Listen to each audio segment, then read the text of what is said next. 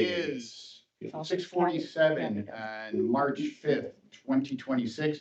Time to call this meeting of the Bristol Redevelopment Commission to order.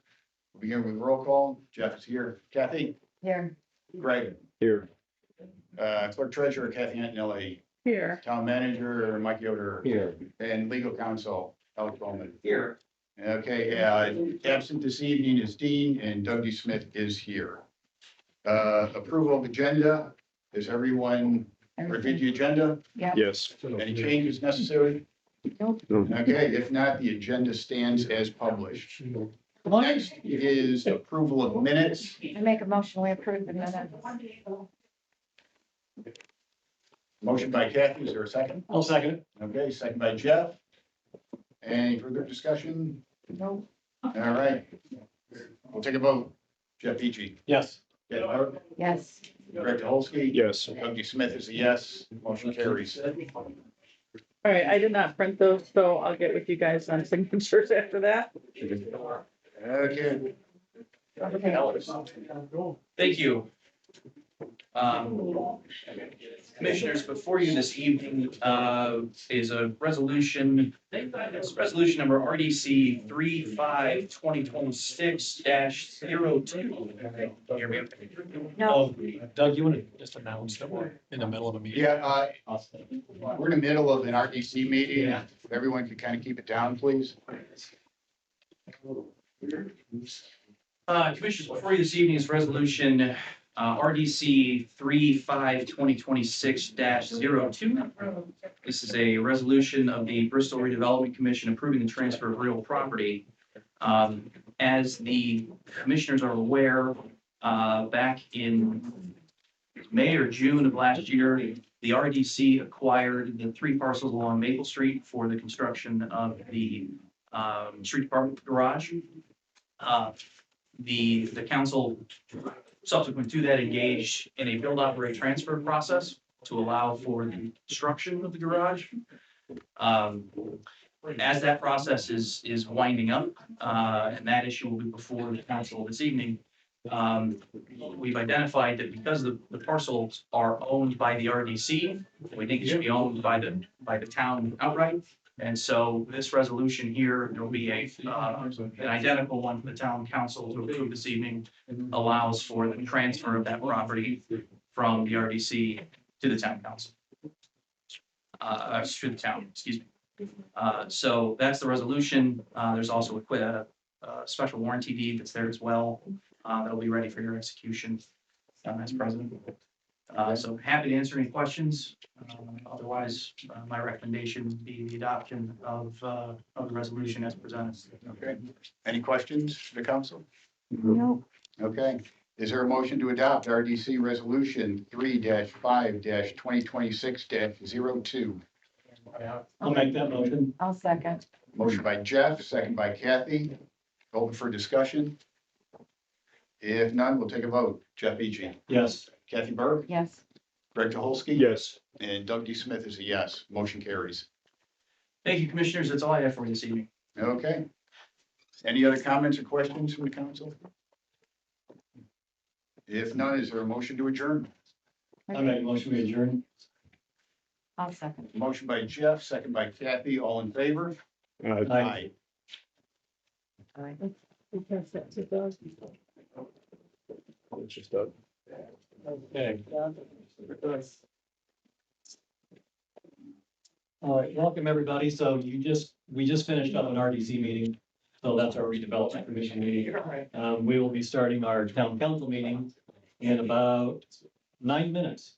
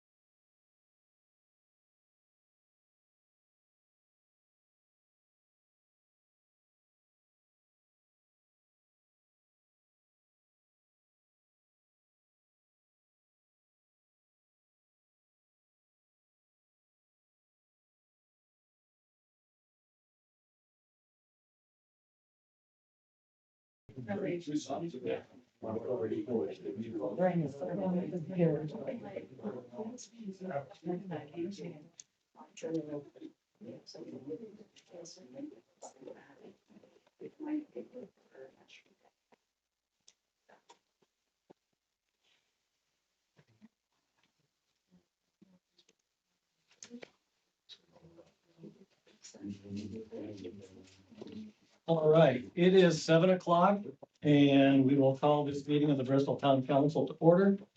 Today is Thursday, March 5th, 2026, 7 p.m. And we will start our meeting off with a pledge of allegiance. Anthony, will you lead us tonight? Sure. I pledge allegiance to the flag of the United States of America and to the republic for which it stands, one nation, under God, indivisible, with liberty and justice for all. Thank you, Anthony. Okay, we'll get into roll call. Start to my left. Doug D. Smith, Here. Kathy Burke, Here. Greg Dolsky, Here. Jeff Beachy is here. Absent from council, Dean Renfro. To my left, legal counsel, Alex Bowman here. Clerk treasurer Kathy Antonelli, Present. town manager Mike Yoder, Here. and someone in the back, town marshal Steve Pring. Yes, here. So, everybody had a chance to review the agenda. Yes. Yes. Okay, any additions, corrections, or modifications needed? No. No. Okay. And the agenda will stand as published. Next item on the agenda. Approval of the invoices. Has everybody had a chance to review the bills for last month? Yes. Okay, I make a motion, we approve the invoices. okay, motion by Kathy, I'll second. second by Greg. Open for discussion. No further discussion, we'll take a vote. Doug Smith, Yes. Kathy Burke, Yes. Greg Dolsky, Yes. and Jeff Beachy, the yes. Motion carried. Next item, approval of the minutes. Everybody had a chance to review the minutes that Kathy sent out earlier this week. Yes. Yes. Okay, is there a motion to approve? I'll make that motion. Okay, motion by Doug, I'll second. second by Greg. Open for discussion. No further discussion, we'll take a vote. Doug Smith, Yes. Kathy Burke, Yes. Greg Dolsky, Yes. and Jeff Beachy, yes. Motion carries. Okay. So I'll start off just for the public's information. I assume you're all here for an annexation hearing. Wanted to let you know that that does fall towards the end of the agenda. So that will fall under the town attorney under 9D. So we're gonna go through some regular business before we get to the annexation hearing. So we will start off with some reports from town manager. First thing I have for you tonight is a change order for the water project out where the new tower is at. If you open it up towards the top, you can see the items that are being changed. Primarily just some changing in the piping, so it does increase our cost by about 17,000 some. Okay, What company is that? What's that? What company? Niblock. Oh, it's Nibla. Yeah. yes, yep, that one's Niblock. Okay. Is there a motion to approve change order number 6 in the amount of $17,965? I'll make that motion. Okay, motion by Kathy, I'll second. second by Doug. Open for discussion. No further discussion, we'll take a vote. Doug Smith, Yes. Kathy Burke, Yes. Greg Dolsky, Yes. and Jeff Beachy is the yes. Motion carries. Second item is the state revolving fund distribution numbers 53 to Phoenix Fabricators 4. Well, that's a big number.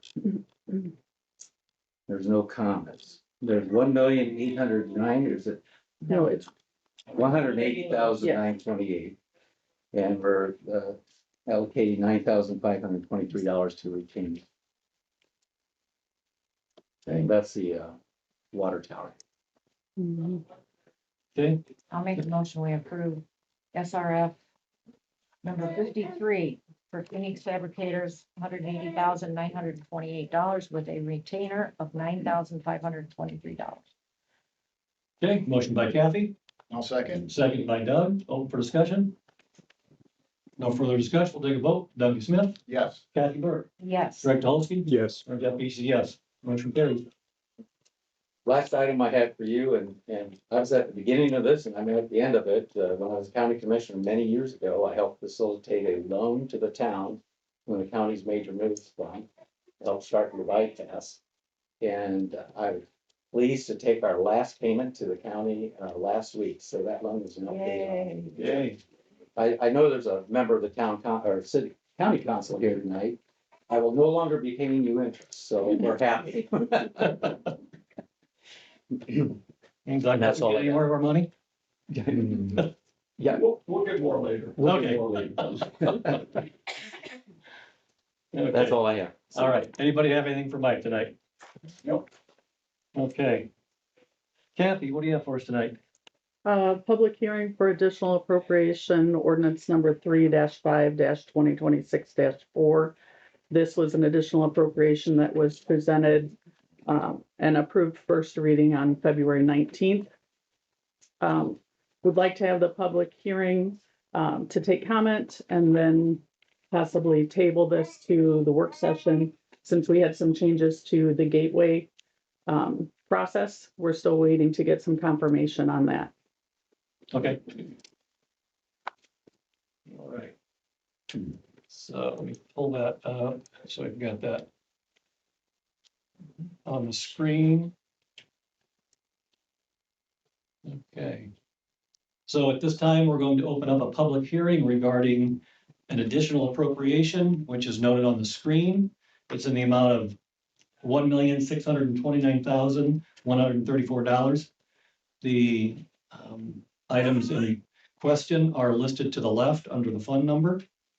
And the reasoning is on the right side of the sheet. So at this time, we will open up the public hearing. If anybody would like to step up to the microphone and make public comment or ask questions regarding the additional appropriation, please do so.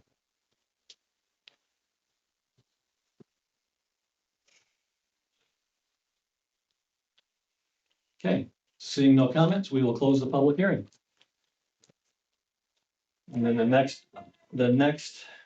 item on this would be to table this due to changes in the DLGF scheduling. We require 10 days. DLGF changed it to 14. 14. So we would table this and bring this up to a vote at our next Work work session. session, which would be 17th. I make a motion, we table ordinance number 3-5-2026-4 to the March 17th work session meeting. Okay, motion by Kathy, I'll second. second by Doug. Open for discussion. No further discussion. We'll take a vote. Doug Smith, Yes. Kathy Burke, Yes. Greg Dolsky, Yes. and Jeff Beechey, yes. So motion carried. This will be tabled until the March 17th meeting. Thank you, council. That's all I have. Okay. All right. Anybody have anything for Kathy tonight? Nope. Okay. Alex, what do you have for us tonight? Thank you, Jeff. A number of things for you this evening. Okay. Starting with item number 1, this is before you is resolution number 3-5-2026-04, which is a resolution of the town council of the town of Bristol awarding a build, operate, transfer transaction. As the council members may recall, back in the fall of 2025, the council authorized a committee to entertain bids under Indiana's build, operate, transfer statute for the construction of a new street garage on those Maple Street parcels.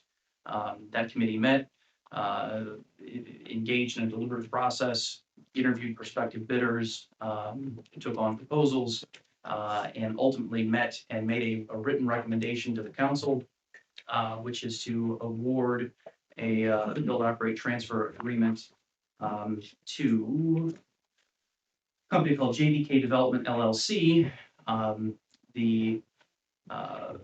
The letter, you'll see this here on page 14 of the agenda packet, details that the committee evaluated the proposal, and identified that the design, budget, and financing deliverables during the scoping period with that developer were favorable to the town, and so the committee makes that recommendation to you. So what this resolution would authorize is the award to JBK Development LLC, and the further execution of the BOT agreement along the construction timeline for the construction of the garage. So with that, happy to answer any questions regarding the committee's recommendation, the resolution, the BOT process. Procedurally, we are a one reading approval. Correct, this is Okay. simply a resolution to make the award. Okay. So that said, is there a motion to approve resolution 3-5-2026-4? I'll make the motion. Okay, motion by Greg, I'll second. second by Doug, open for discussion. When would they be able to start this, Mike? Soon as you sign tonight, the building will be ordered tomorrow morning. We hope to be in it by September 1st. Okay, Nice. Eric and the boys will be happy. Yes, sir. Yeah. Okay. All right, any further discussion? If not, we'll take a vote. Doug Smith, Yes. Kathy Burke, Yes. Greg DeHolsky, Yes. and Jeff Beach is yes. The resolution carries. Thank you, council. Again, for your edification, the entirety of that submission is in the agenda packet. Indeed, it's the bulk of the agenda packet. Okay, Next item before you is ordinance number 3-5-2026-6. An ordinance of the town council of the town of Bristol adopting and enacting a new code of the town of Bristol, providing for the repeal of certain ordinances and providing for a penalty for violation thereof. As the council will recall, the town and staff is engaged in a lengthy process to review its current codified code of ordinances. It was last codified in I believe 2019. Obviously, there's been a lot of work done on behalf of the town council since, and the new codification has been completed, is available in the clerk treasurer's office in print, and upon adoption of this ordinance, will also be available online through the Unicode website. So this will make the town's code of ordinances fully searchable, fully available in a way that the current codification just doesn't provide. So this is a major step forward for the town to be able to provide access to its codes. This has been a lengthy process. I think there's been a lot of work on behalf of Mike and others to get this to this point. So the ordinance before you would enact that code. There are, because this is a reenactment of the existing code, there's no requirements for further public hearing or notice. This is, can be adopted this evening if the council wishes to. The language I would use is a motion for consent to adopt on first reading, and provided that that's unanimous, then a motion to adopt on first reading. And this will be enacted this evening. Okay. Happy to answer any questions. that language again, motion to, I would say a motion for consent to adopt on first reading. Okay. Which must be unanimous. Okay. By statute.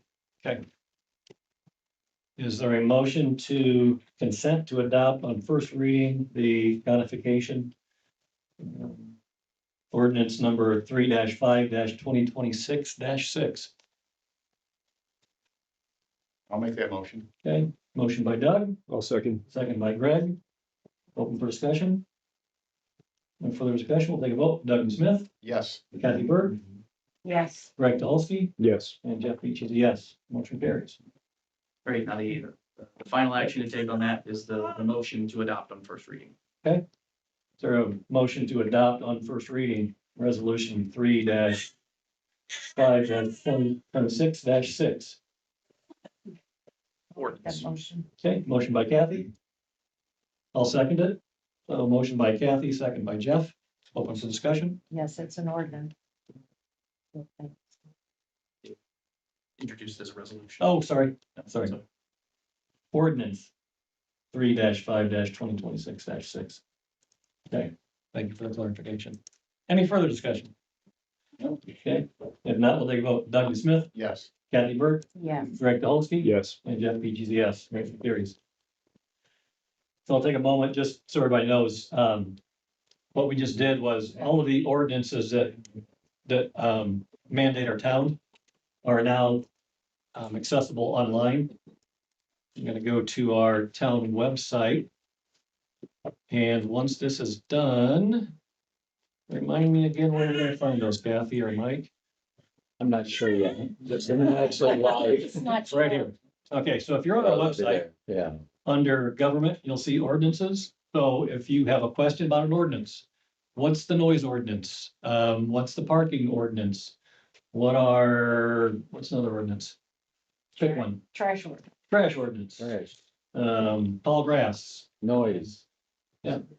Any ordinance that is part of the town of Bristol, you can go on our website now, or will be soon, and you'll be able to find those online. In the past, those were always printed. You had to come into town hall and ask for copies of them. Those are now online, so they'll be accessible from your computer.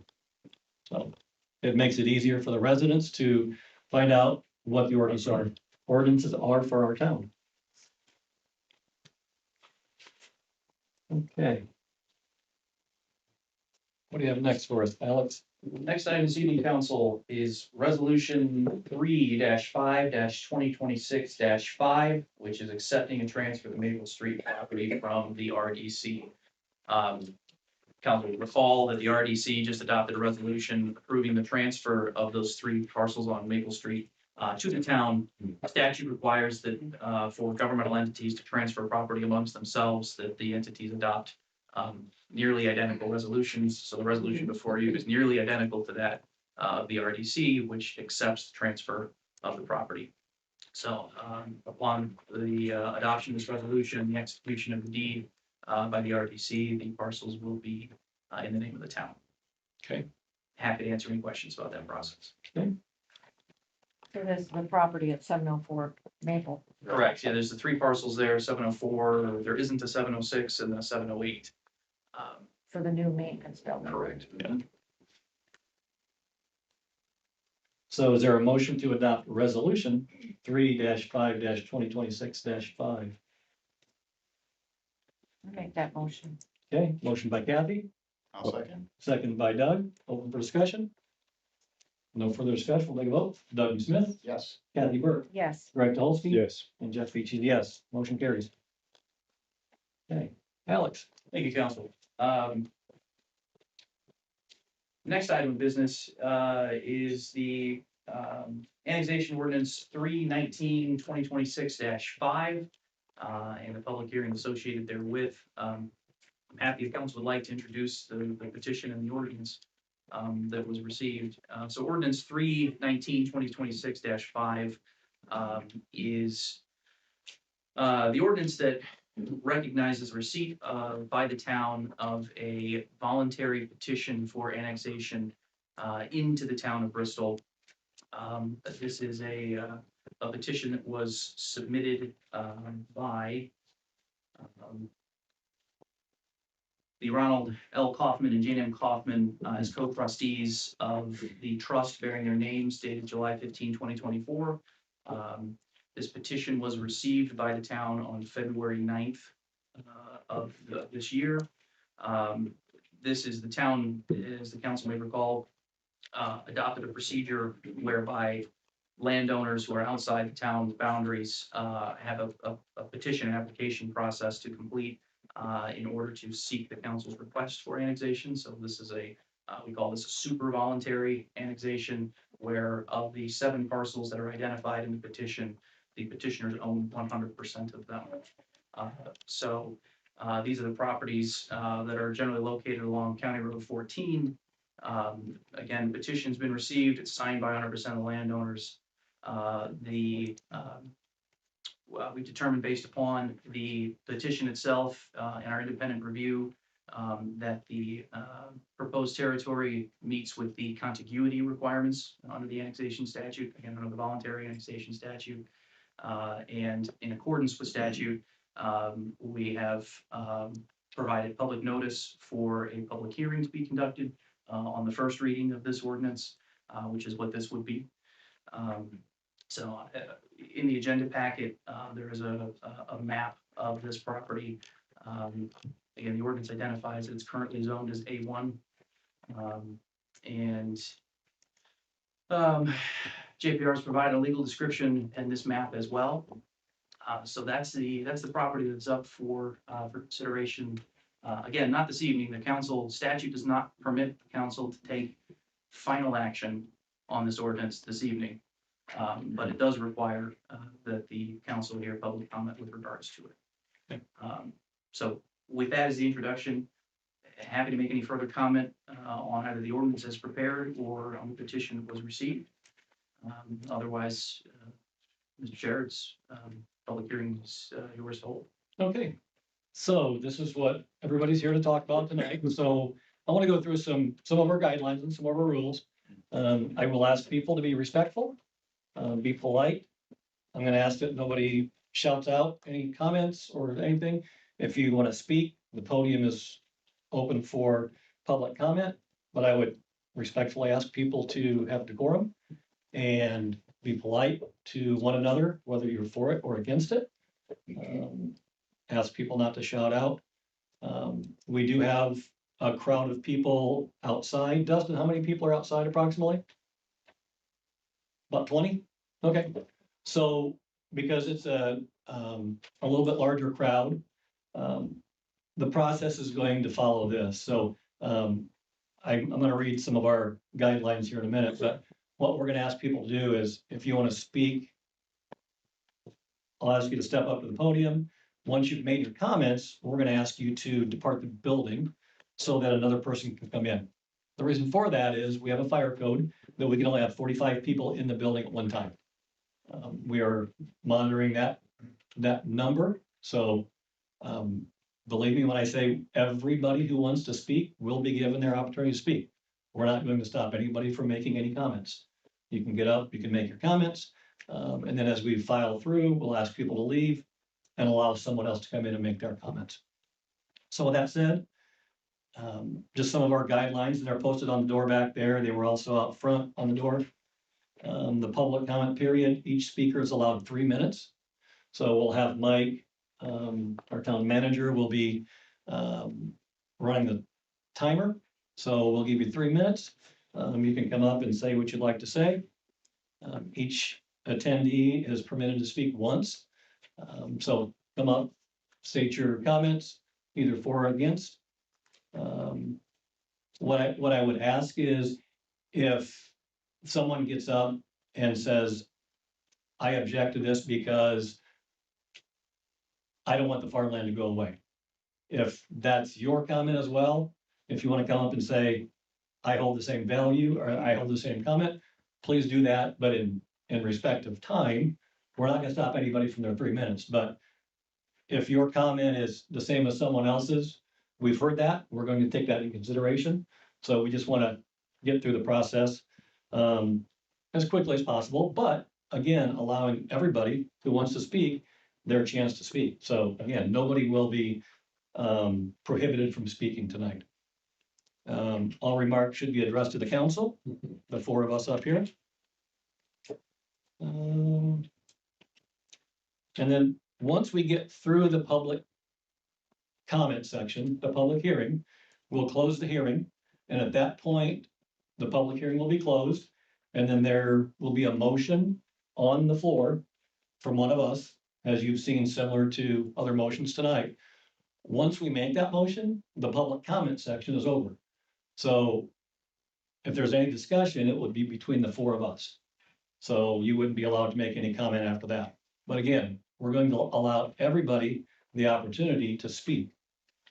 So with that said, I want to cover a few more things before we get into this.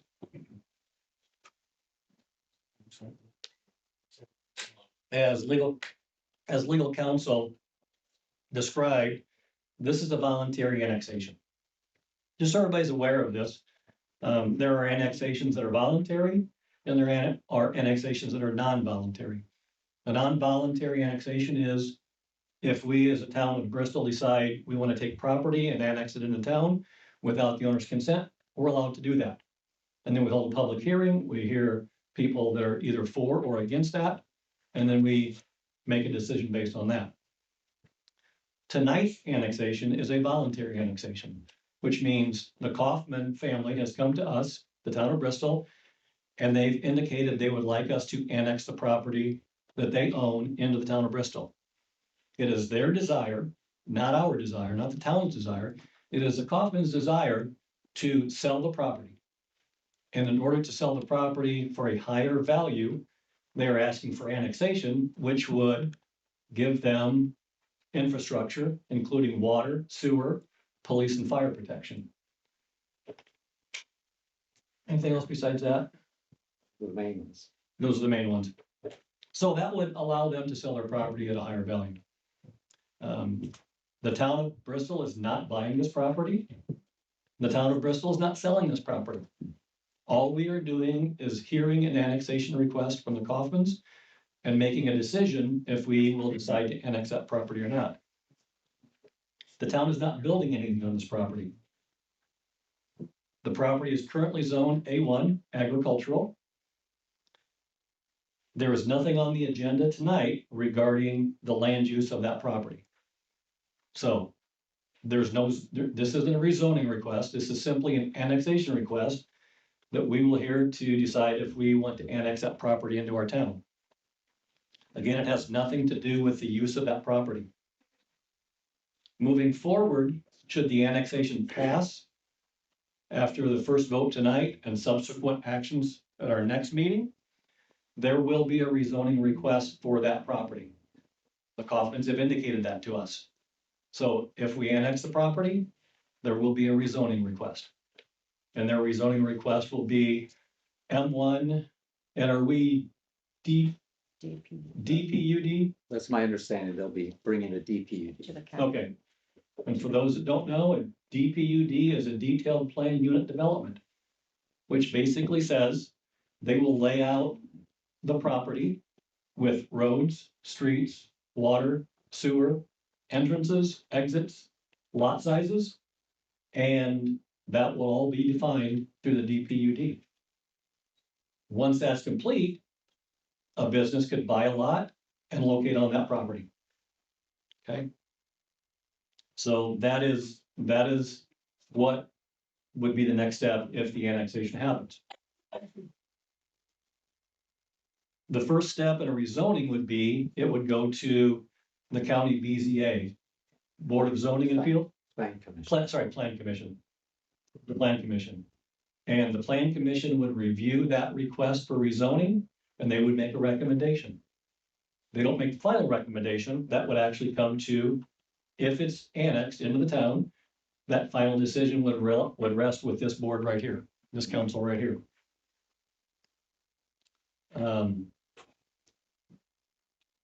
We have been told that if this rezoning, or I'm sorry, this annexation is not approved by the town of Bristol, the Kaufman family will approach the city of Elkhart, and they will request that the property be annexed into the city of Elkhart.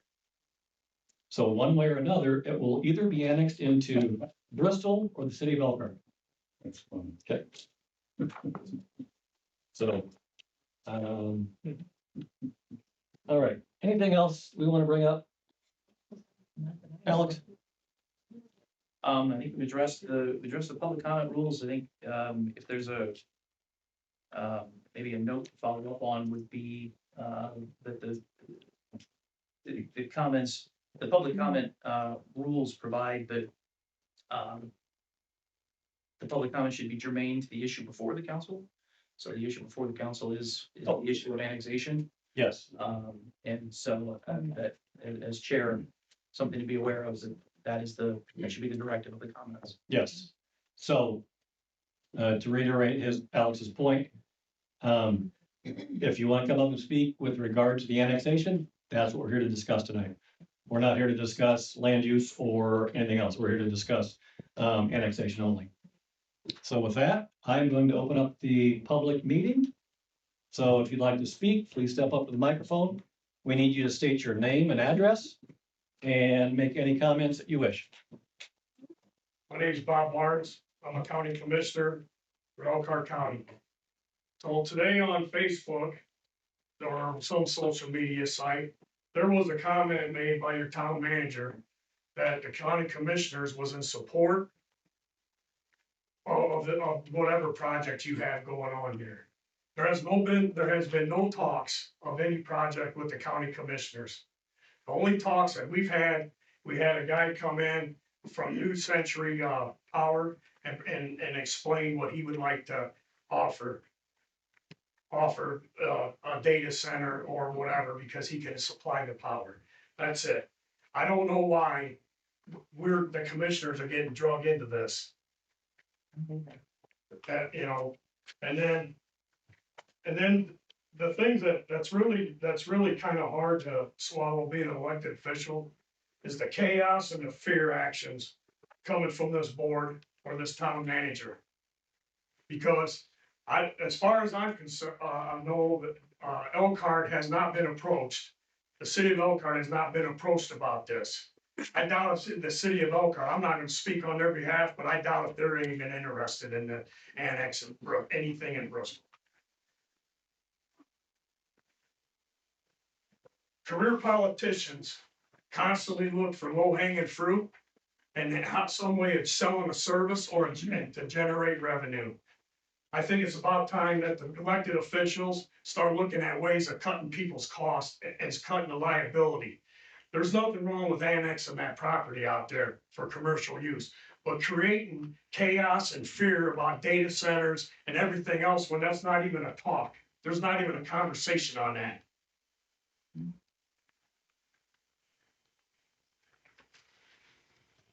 I've been elected official for going on better than 3 years.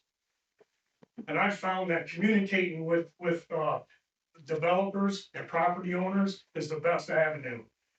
You know, and if you're gonna have a controversial project, solar farm, data centers or whatever, you guys as a board you guys wanna follow the law of 300 feet when you rezone something.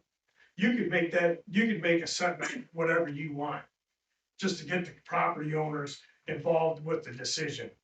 You know, and if you got a big money making data center that wants to come in, or somebody that wants to generate power for a data center, and they're talking about providing power or providing tax assistance for property taxes, why don't you guys talk about that? Because the problem we got now is that everybody's all upset because there's a data center coming if you guys annex that. That's gonna give you what, 700, 800, 900 acres? Who knows? The county has no authority in your annexation rules. Okay, so Bob, can I ask you some questions? Yeah. Okay, so you said there's been no discussions with the city of Elkhart regarding annexing that property? I have not heard anything. Okay. I'm not saying, nobody's came to me about any of this. Okay.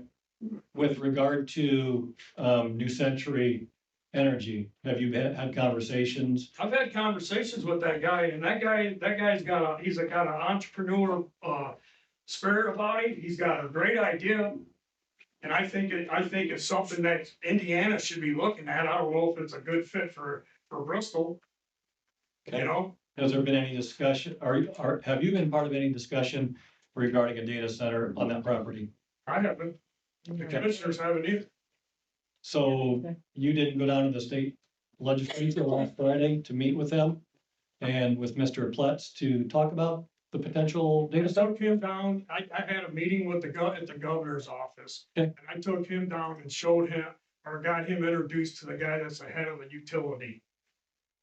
Indiana Utilities. And I said, here's an option for you.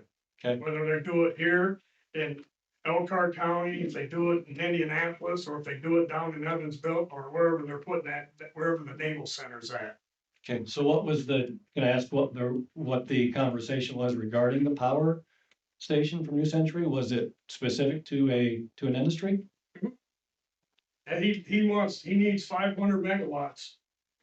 And this is all just conversation. He needs 500 megawatts to do what he wants. Generating the power is just a byproduct. And generating power for what? If he could generate 500 megawatts of power, he could carbon capture. And then he could do, he could do the process and the manufacturing that he wants to do. Okay, but again, what would be the purpose of generating that kind of power? For what industry? He's got a process that he's working on. Right, I understand he's got, I've spoken to him. I understand he has a process, but at the end of that process, what would that power station supply power to? Well, according to him, he could supply, he could take care of 900 acres solar farm. Or not a solar farm, but a, data center. Okay, And then he would get the carbon capture rights. Yep. And then use the carbon that he creates from generating the power through, natural gas turbines, generators. okay. All right, okay. But Oh, the social media post was uncalled for.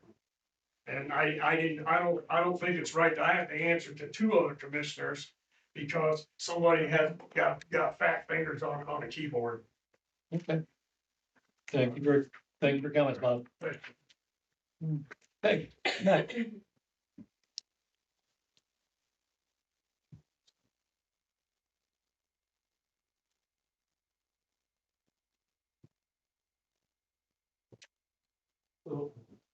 Kevin Bullard, 21406, County Road 14. I am west of the property that we're talking about. With a new house, only 3 years old, so that's, kind of hurts, really does. Fourth generation farmer in that area. My dad Herman helped many of those farmers, original farmers, generation farmers. Name a few: Carol Knapp, Vernon Reedsucker and his dad. Got the Holderman farm, which part of this. The Plansky farm, which is down on 14, that was farmed by Theron Johnson. You got Junior Stark, George Dahl, and as you go to the east, what's already developed, you got Bowdendale Twigs. My dad was friends with a lot of those good generation farmers. You mentioned a little bit about the city of Elkhart. I did call city of Elkhart, Eric Trotter, one of the senior planners. He was unaware of this annexation that's going on. And then I also put in a call with Mike Huber, director of planning and development in the city of Elkhart, and left him a message. He gave me a message on my phone. He also was kind of unaware of this going on, and they had not been approached. And he also said that to me that they were really not too interested in moving east.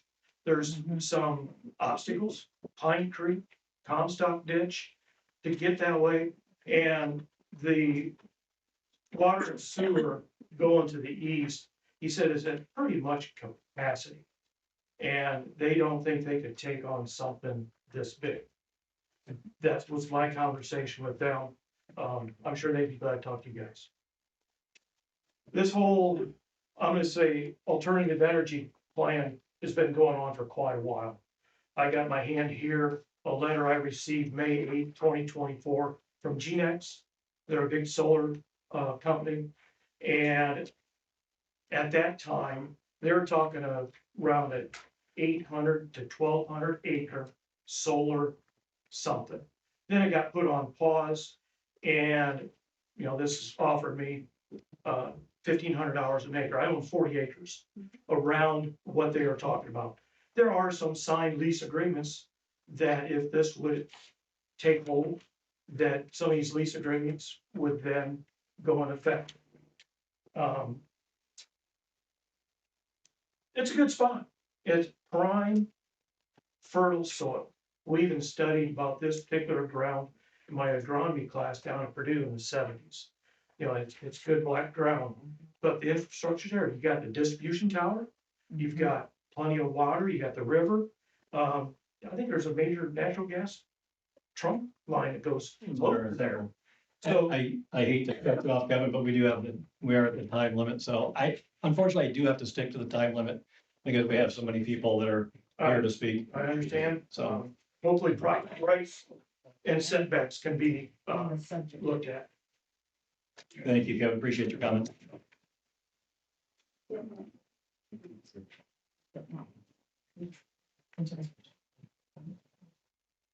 Okay.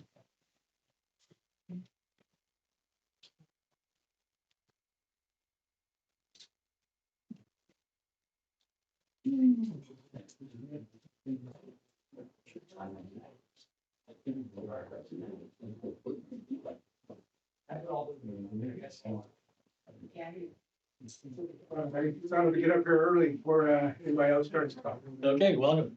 I'm Fred Lamble, located as, hi Kathy, how you doing? Good, how are you? Good. I'm located 19904 County Road 14. And I don't have any skin in the game here. What puzzles me a little bit. And I'm a past, in my prior career in banking, I was a zoning administrator and have a background in land use planning and things like that. What's odd to me, and I served as town council as well. Okay. What's odd to me about this is, it seems like an underlying theme here, but nobody's ready to just kind of put it on the table, but maybe it's my ignorance too, is it seems like there's a data center plan for this annexed property. Am I right or wrong? So we don't know what is planned for the property. There has been discussions about a data center out there. As it stands right now, there are 440 acres that are already zoned for a data center. If somebody wanted to put a data center in there, they could do it tomorrow. There's nothing stopping them from doing a data center right now. Does the Bristol land use plan, I assume Bristol has a land use plan, Yes, we do. and does it encompass this area that we're talking about? No, I Not, think so. not completely. Because you've annexed land since you've done that. Yeah. So not currently, no, So it doesn't include this area. not currently. So the town has not made a decision along the way in doing its planning. Should this area ever be annexed, it would be manufacturing or industrial. That is what we've been told, is that the Kaufmans intend to file, should the annexation go through, they would file a rezoning request to go to M1.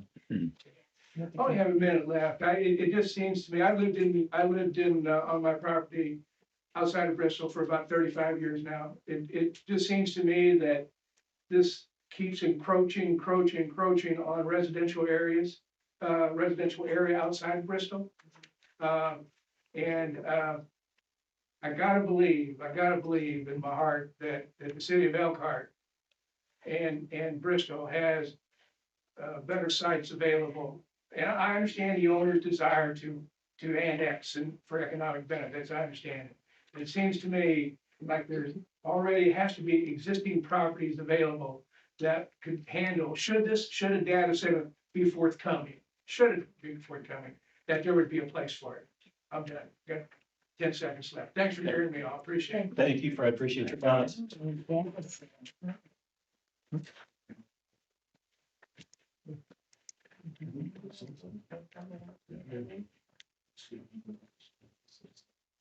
Hi, Hi. I'm Samantha Coburn, live at 19901 Whisper Wind Lane. So, this rezoning thing, I know that comes to the next meeting, right? Right now, it's just, do we get the property, basically, does the city get the property, like, claim it? Correct. And then after that, then the rezoning happens. Yes. So at the rezoning one, there's no open meeting to say if we can rezone it, right?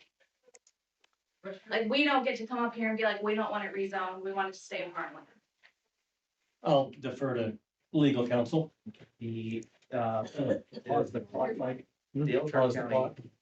the Elkhart County Unified Zoning Ordinance provides that,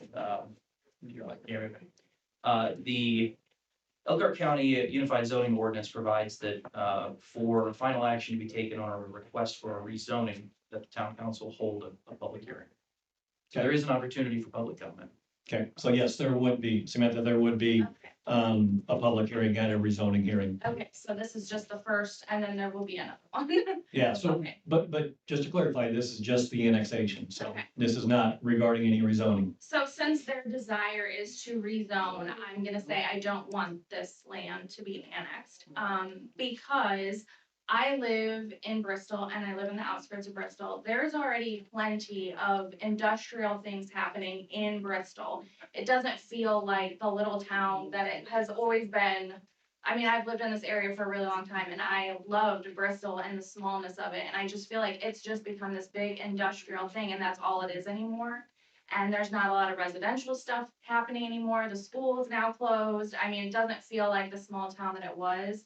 And my kids are young and they're gonna live here and grow up here. And it's important to me that when we look out of our neighborhood, that we see a field and not another building, it doesn't necessarily even have to be a data center. I'm very against data center, but it doesn't have to be that. It could just be a bunch of more buildings and we're just taking away from the smallness of the town and the country feeling, and that's why you live in the county, is to feel like you're in the country, you know?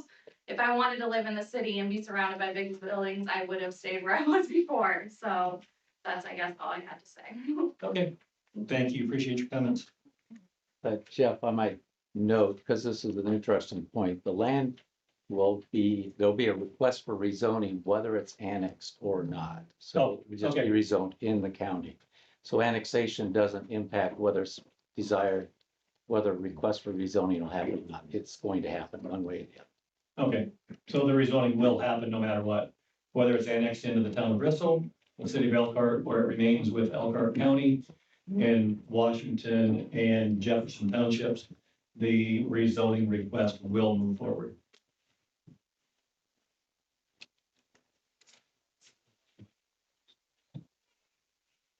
There's some keys that were found in the parking lot, everybody's business, some keys. They will eventually. So, hi, Peter Puckett, 55-606 CR 14. We came to a meeting last year, I believe, discussed the data center development. And at that time, I believed that there was goodwill involved. And Mr. Smith goes to Washington, if enough of us got together, no, hey, this isn't gonna work. People would listen, but I'm not coming in here today with that naivete. I know that's what's gonna happen. But I'm not sure. I'm sure you're all successful in your personal endeavors.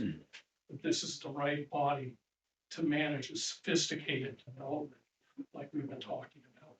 So, Thank you, Mr. Puckett. Appreciate your comments.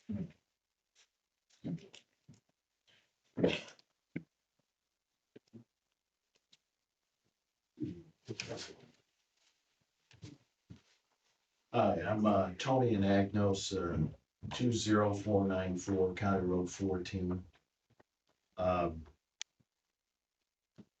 I live right across the street from, I think there might be 50 foot or 100 foot into the Kaufman farm. I lived in the town of Bristol, I shouldn't say the town, but lived in Pheasant Ridge for 28 years and thought, well, we wanted something a little different. We wanted to come out by, you have beautiful houses out there, you have Elkona, you have subdivisions out there, and I thought, well, this would be nice to come out here. So, we picked up our sticks and we went out and built a home. Spent a lot of money, and I'm very worried because, I see Alliance and it's beautiful. The buildings are clean, everything's picked up.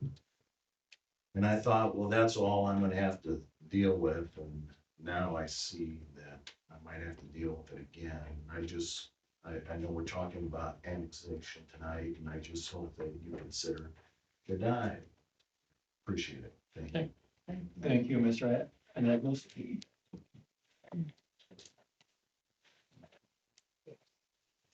Oh. Sorry. There you go, yep. We're just leaving. Top lights. Yeah, there you go. Thank you.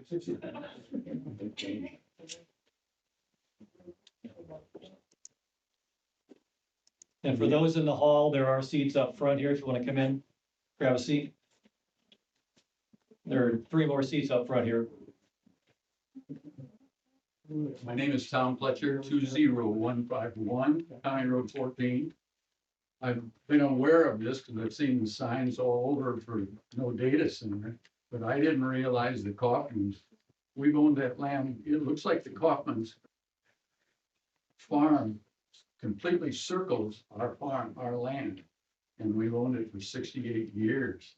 It just seems like a real thin excuse for somebody to want to get more money for their property, to be able to devalue everybody else's property right around. Yeah, that seems like a pretty skinny excuse. I've been a developer, so I like the idea of improved property values, but not surrounding my home. That, again, we've owned the property 68 years, and I don't speak very well to this because I'm way behind. We're snowbirds. So we're gone, come back and find this meeting. In fact, we leave Tuesday again for a couple of months. But anyway, bottom line is, I think it's a pretty thin excuse, and I think it's a terrible position, terrible spot. And I'm gonna be surrounded in, when I hear M1, give me a break. That's not gonna happen. Thank you, Mr. Fletcher.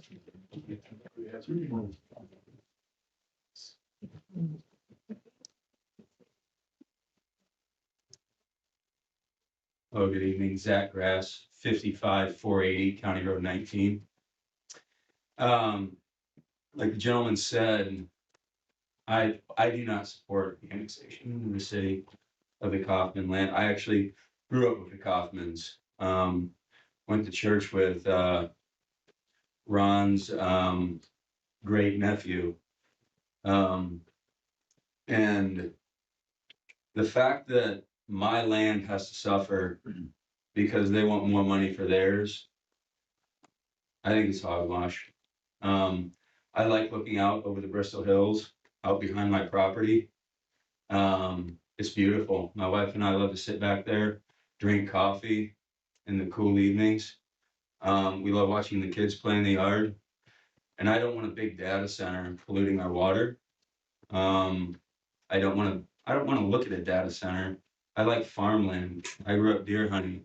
I still deer hunt. And for all this to go away, I know this is just about annexing it into the city, but it's the first domino. It really is. I mean, we do this, and then we get rezoned. And I mean, Mr. Beachy, you talk about like, this is already a set deal, like this is already going to happen. And I mean, it's their land, they can do it with whatever they want,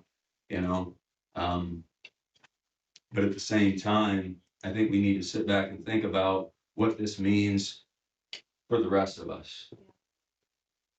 Thank you. Thank you, Mr. Grass.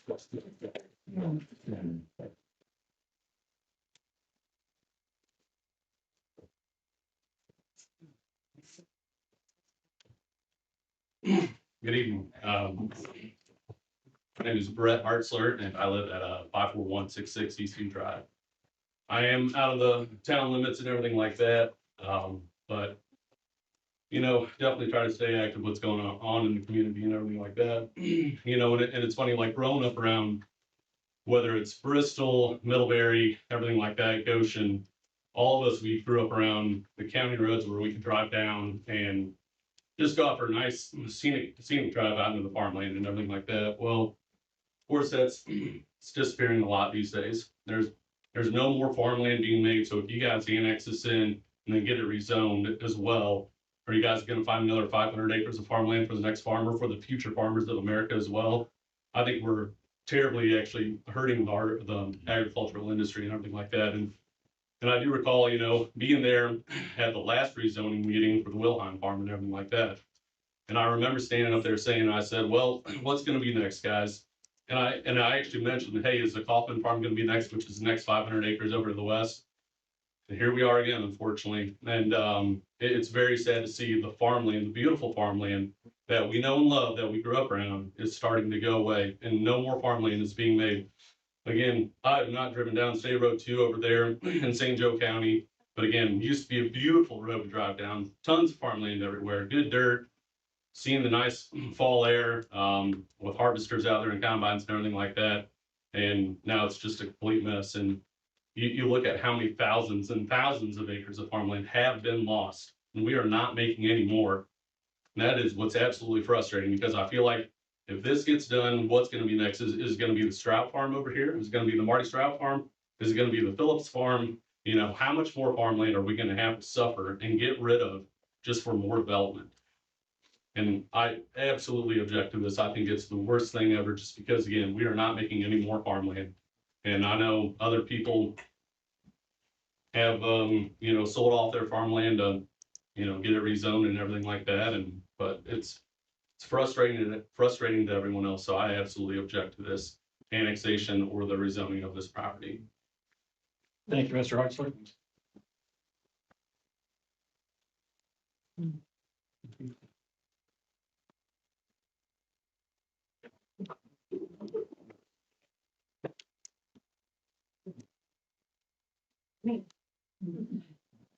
Good evening.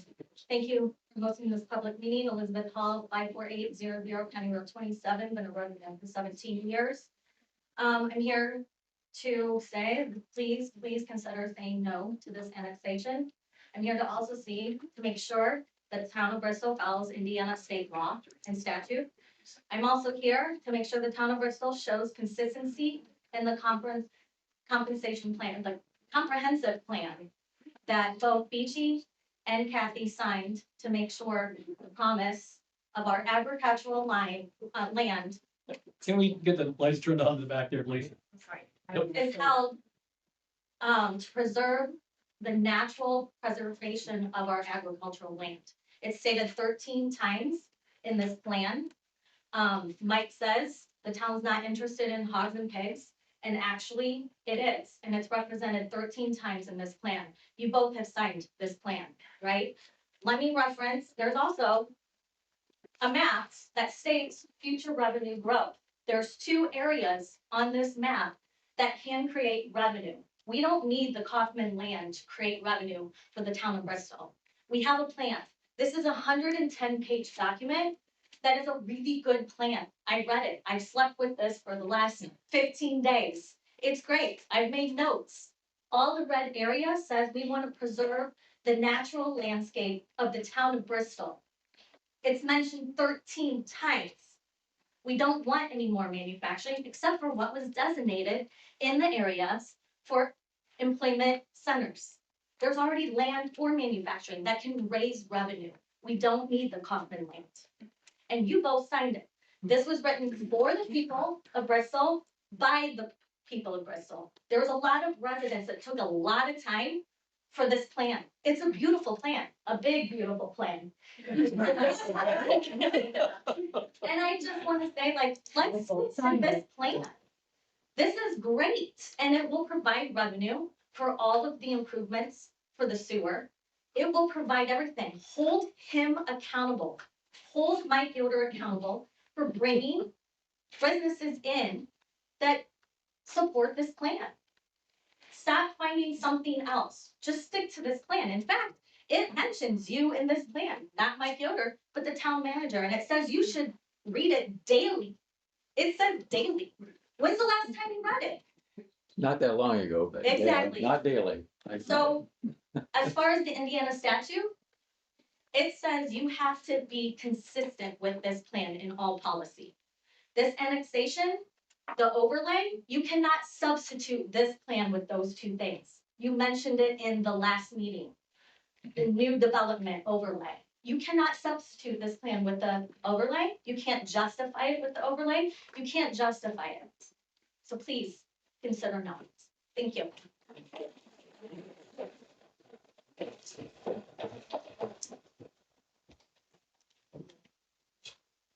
And I'll leave. Just have my stuff.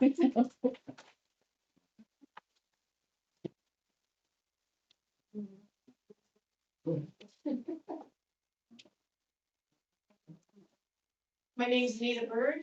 I live on County Road 25, it's 51545. I live out in the county as well. I've lived there for 25 years. My husband and I decided to move out here because we thought it was such a wonderful place to live. But if you annex this stuff in, then we're gonna have more people gonna say, okay, I'm gonna annex this into the city limits. I don't wanna be in the city limits. I like my little area. And I'm just saying no as well for the annexation. Thank you, Ms. Bird. Thank you.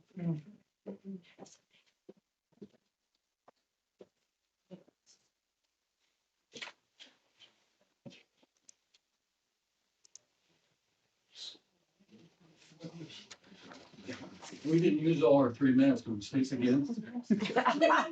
There, Oh, I'm sorry. let's let other, Mr. Fletcher, let's let other people speak first. For sure. My name is Amber Rader. I live at 201590120. I live approximately across the street from the new industrial park that you guys have so generously offered to the homes there. I'm not here to talk about the annexation as much as I'm here to say, please tread carefully with adding more industrial. You guys have annexed across the street from us. Well, we are not town and we do not want to be town. The industrial park across the street is town. And all I hear is Jake breaks, noise, they're chopping down trees every day. You guys are killing it. You're killing it. Nobody wants to move here. We are an industrial hub / drive-through. And it's getting really frustrating to live here and see it slowly deplete from what the town used to be. If you guys want industrial for tax reasons, explain to me why 2 years ago we were at the Methodist Church being asked to pay more taxes for the fire trucks in the fire department. You guys keep asking for this growth, and then all of a sudden you guys seem to need more money from the taxpayers. It makes no sense. None whatsoever. I'm asking you guys to tread carefully. Please consider the residents. Everyone's outside lined up. We're standing in the fog and the cold. It's scary, but it's also, even if it's not a solar farm or a data center, none of you would want to have an industrial park go across the street from your house and hear semis pulling in and out all day long and have the light pollution and have the woods gone. So now you see more roadkill than ever. It's becoming extremely frustrating. So please listen to these people and tread carefully and stop inviting more industrial. Thank you. Thank you, Amber.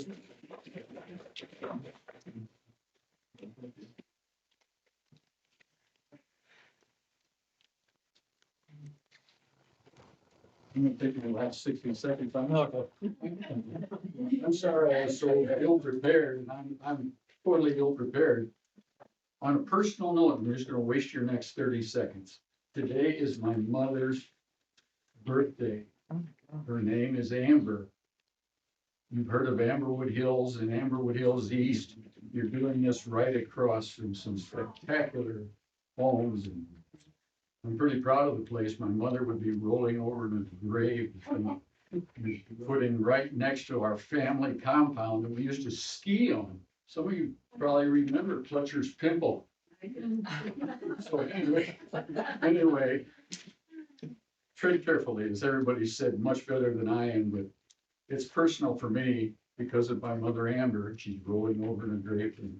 Thank you, Mr. Fletcher.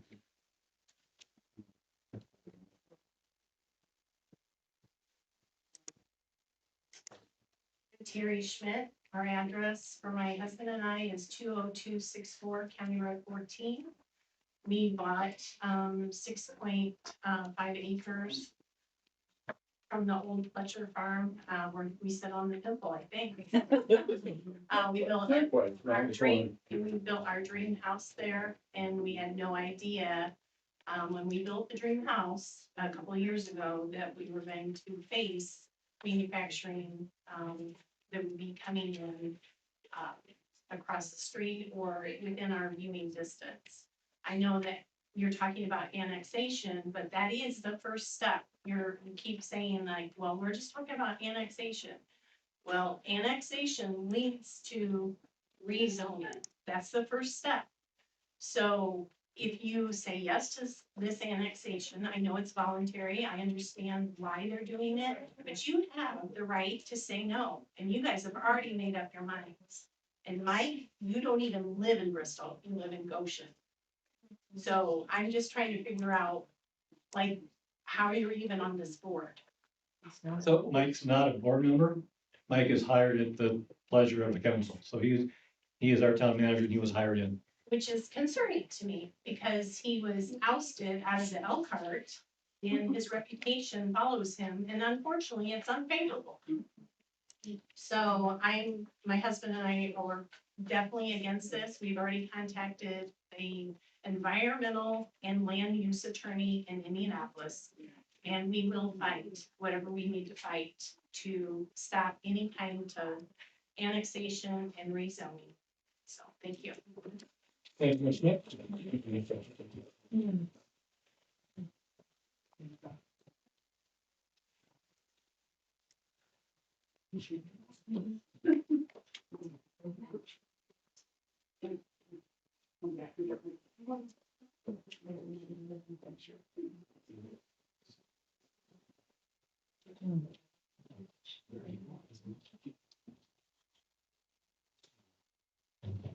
Nancy Buckland, 56260 David Drive, which is up in Amberwood Hills. And we built our house almost 40 years ago. And we've been watching everything move out toward us. But the farmland is so important, and open space is important. We are already being surrounded, encompassed by light pollution from the industries along 120 coming out our way from Bristol. And I remember one time at a county council meeting or something that they said Bristol needs to be careful that it doesn't leave enough room for residential development. You have all these businesses around you and you hemming yourself in, and you've got to leave places for residential development. We've been out here 40 years. And the light pollution has gotten worse and worse. And it's frustrating. And I don't know how, I'm out of touch. I don't know how to I'm not online that much, so I don't know how to get a hold of, read the minutes or anything like that. So, do you have to come in here to get them? No, you can look at the minutes online. Everything, all of our counts. Not online. Well, you said not online that often. I'm old school. Okay, well, then yes, you can come in and get minutes. If you don't have access online, then, okay, then you can come in and check with, We're in the beautiful hills in a dead zone. okay, so then you can come in and we would gladly print off meeting minutes for you. Okay. Yeah. I appreciate that. I also wanted to say we got almost like a cold call because we own farmland in Michigan and they want to buy our farm for a data center. And it's been in the family since the early 1800s. So we're not selling.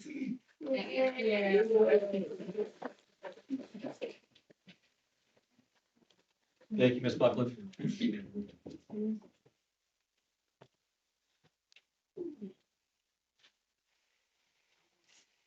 Can I ask a question without the there? You should go up. It's just a simple question. When will they vote on this? The first vote will be tonight Tonight? on the annexation. Oh. It won't be approved tonight, but the first vote will be tonight. Hi, my name is Emily Coburn. I live at 1017 Fall Street in Elkhart. I'm not a resident of Bristol, but my child goes to school in Bristol, daycare in Bristol. I have a question. At the beginning, I heard you mention that if Bristol doesn't annex the land, Elkhart will. What gives you that inclination? Is that something we know for certain? The Kaufmans have indicated that. Okay. The Kaufman family has indicated if Bristol does not annex the property, they will approach the city of Elkhart to annex the property. Is it, I mean, obviously I'm not an elected official and I don't know very much about this kind of stuff, but is that even something that Elkhart can afford to do to annex land and rezone it for industrial. I just feel like it's a lot to say. It's a little bit fear mongering for you to say, well, if Bristol's gonna do it, Elkhart's gonna do it. And we don't even know if that's something Elkhart can do. And I just feel like this meeting is really, the way it was spoken about is just making it feel like this has to be done in Bristol, like this is the only option. And I just don't think that's the only option, because annexing the land and rezoning it for industrial is not the only option for the land. And it's just gonna make things worse in the area. So that's all I had to say. Okay. Thank you, Ms. Gilbert.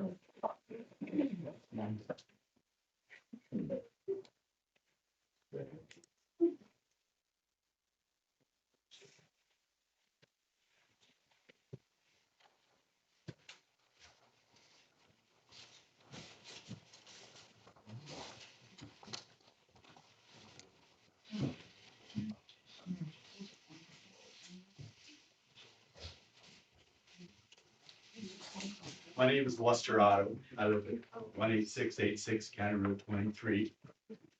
And I am opposed to this annexation for a number of reasons. Number one, we're getting the cart way before the horse. The town of Bristol we're pushing all the residents out. I mean, we're gonna close the school. We're gonna close the elementary school. Every one of those houses have kids that go to school there. We're just tossing them to the wind. We're not taking care of Bristol. We're taking care of business. Your job is to take care of the people of Bristol. And you're not doing it. What you're doing is feeding the money grubbers. And I'm sorry. I'm mad about this. Because we're losing the school. What are you gonna do with the building? You're gonna put some business in there? You're gonna turn it into apartments? This whole thing, the cart is before the horse. We gotta take care of the town first. And I'm not even in the town. But I'm a neighbor. And if we don't take care of the people, you're not gonna have anything to govern. Thank you. Thank you, Lester. So I do want to, Lester, I do want to address this. Your comment about school. We have nothing to do with that. That is Elkhart Community Schools' decision, not ours. We were never. Cop out. No. No, it's not. No, it's not. We have nothing to do with it. But no one's fighting it. Oh, that's not. That's not true. We've had conversations with the city, with Elkhart Community Schools about their decision to close that school and the fact that we do not want the school closed. Bring residents in, students. Yeah. We can't buy it because Elkhart Community Schools will not sell it. It's already in the town. But, and I, School would stay open. that's a decision by Elkhart Community Schools. It's nothing to do with the town of Bristol. And I don't, let me answer something here, because I want to answer you, Lester. My second grade class was the first year that school was open as a brand new school. That school means a lot to me as well. There was absolutely nothing that we could do about Elkhart Community Schools. When the high school was shut down and combined with Elkhart, and we kids, and I was a junior, had to go to Elkhart schools, there was nothing we could do about it. But I feel the same way you do about the school, believe me. we do not want that school closed. And they did not consult us in any way, shape, or form. We had no idea. We had no control over that. did anybody stand up and fight for it? We've spoken to the school several times since that decision has been put out. it's really off topic, but there's a petition drive among residents, a petition to keep the school open. The Elkhart County Builders Association is also thinking about lobbying to keep the school open as well. The school administration has said that maybe the decision is not final, but that's all I know at this point. But local residents are fighting to keep it open, so. But we definitely should be fighting this. And we are.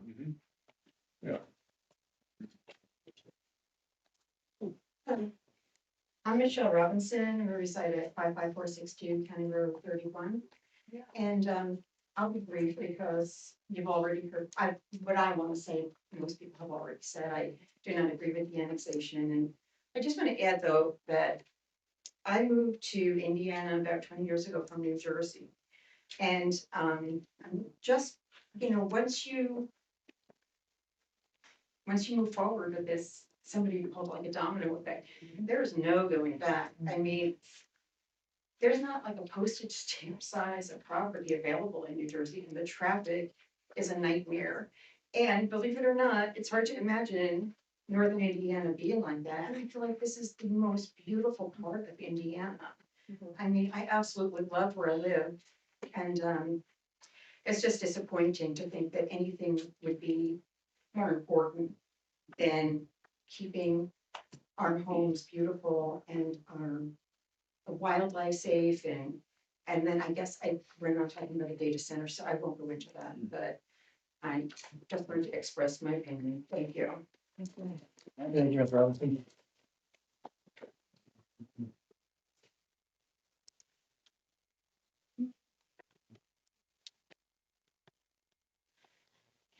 My name for comment. Second that. Yes. Do you need my name and my address? Yes, please. Yes. Allison Callan, 56484, County Road 15, Indiana. And I second her. Thank you. Thank you, Allison.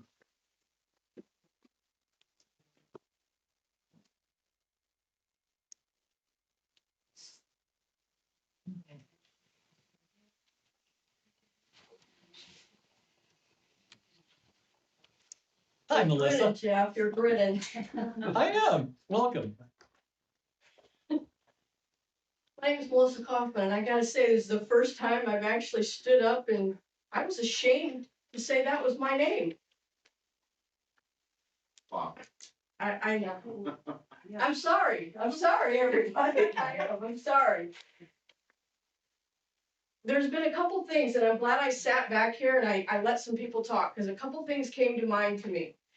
You're telling us that you need to annex this because they can get a better price.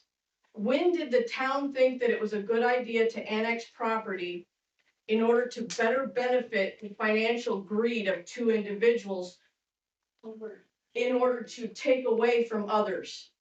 Because you're gonna devalue the property from other people like this guy right here. I'm sorry. My family's doing that to you. I'm sorry. Because that's not right. That's not what the town should do. And the infrastructure that you're gonna put out there, that's gonna cost too. Again, that's not fair to these guys. Not when it benefits just two people. It benefits Ron and Jane Kaufman. Who else does it benefit? That's not right. That's not what an annexation should be for. An annexation should be for the benefit and for the betterment of the community, not just two people's financial gain. Other than that, what do you see going on? If they want to rezone it, let them do it with the county. And I think Mr. Bullard was pretty clear. Elkhart City's not interested, so let's take that off the table. Them going to Elkhart City, that's spear mongering. Let's not do that. Let them go. Elkhart City's they're not interested in touching it. Nobody I talked to is interested in even discussing the idea that Elkhart City wants it. Mr. Bullard said the same thing. Nobody he talked to says Elkhart City's interested, so that's neither here nor there. Let them rezone it with the county if that's what they want to do. But it shouldn't be an annexation just for the benefit of allowing them to make more money, because that's not a fair argument to the rest of these people.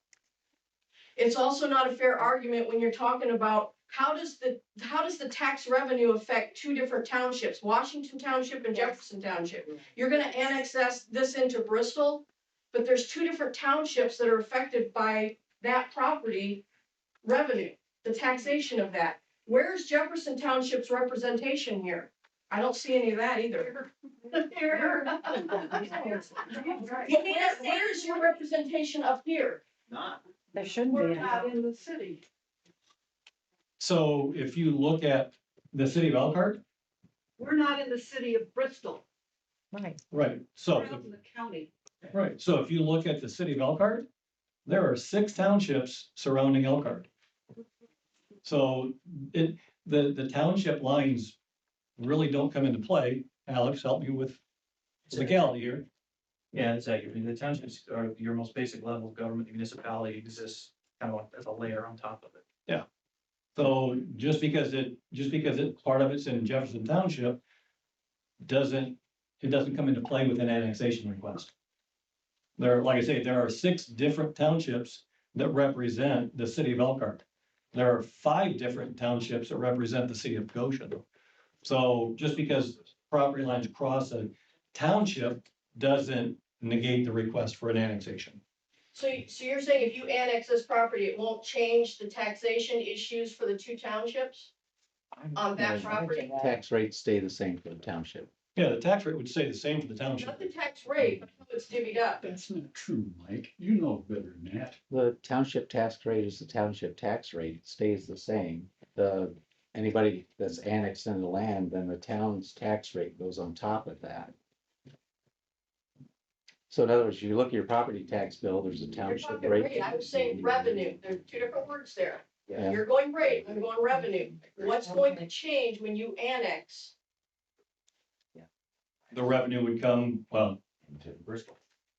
No, Washington Township, not. no, the tax rate remains the same, and so the revenue still goes to this township. If that's what you're asking, you think the township When will you lose annex revenue? it, will it change for the parcels that are in two separate townships? You got Washington Township Mhm. involved and Jefferson Township involved. Mhm. When you annex that into Bristol, Mhm. the parcels that are in Jefferson, what happens with that revenue? What's the change? The revenue stays the same based on the tax rate. So just like the public libraries have a Where does tax it rate. go? It goes to the township. Township, How are you annexing that property into Bristol, but you're gonna send the revenue somewhere else? But you're gonna take on the emergency services and the Washington- infrastructure? yeah, Washington Township receives tax revenue from the, from the town of Bristol. yeah. Part of the land is in Jefferson Township. And that revenue would stay with Yeah. Jefferson Township. Look at your property tax bill, it's right on there, it's split out very clear. Here's your Jefferson Township tax rate, your public I library, your understand the rate, schools. but you're wanting If you've to got a annex rate, you're in, receiving the money. but you're annexing into Bristol. You're saying that you're gonna send the infrastructure out there and the emergency services out there. Part of that figures into your tax revenue.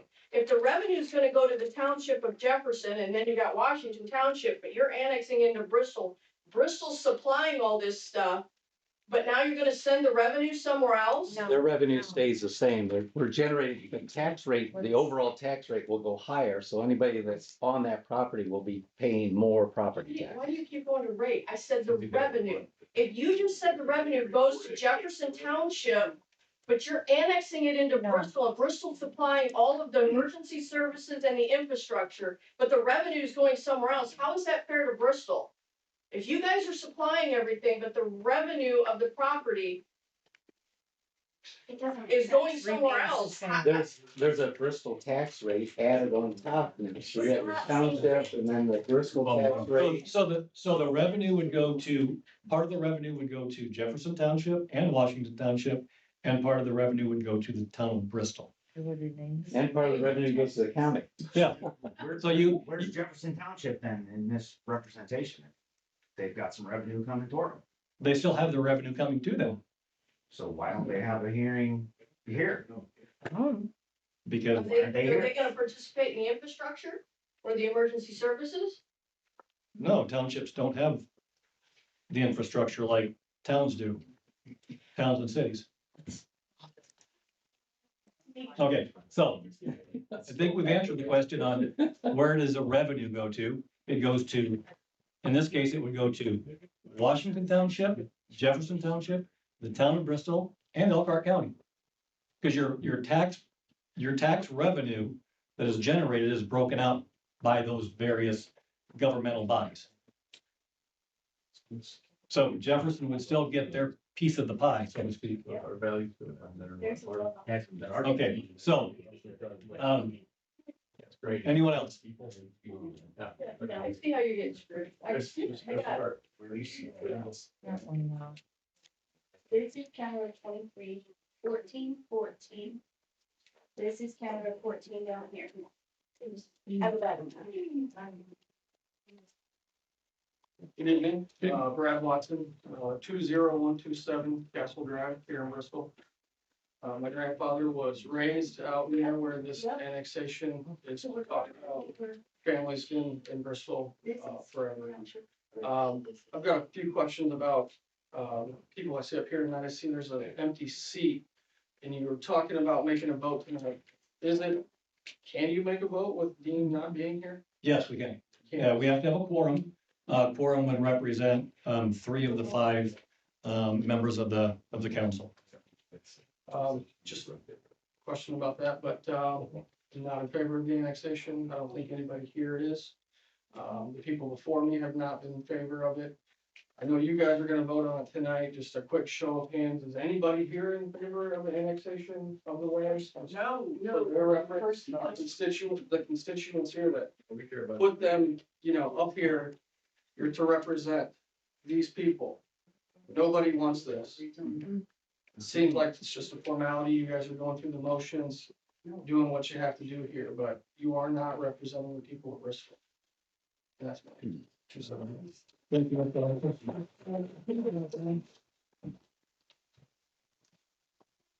Hello, I'm Dana Fletcher. I live with this guy right here, and I'm right on the corner of 14 and 21. And I just have to say I'm opposed to this because I think you don't know what you have till it's gone. And I think there's songs written about that. And we have a beautiful town, and I love living in Bristol. We love our home, and I just feel really emotional about this because it's scaring me. It's really scaring me how powerful the industrial parks are being, and I don't want to live in an industrial park. And that's exactly what's going to happen. It's going to surround me. I have a horse farm there, and we have a little bit of acreage, and this is the shock. I mean, I came tonight thinking we were going to talk about a data center that's going to be way away from me. Well, now I found out, no, this is in my backyard. This is surrounding me. It's totally surrounding me, the cottonwood. So I just had to let you know that's the way I feel. And I think a lot of people feel the same way. Vote with your conscience, please.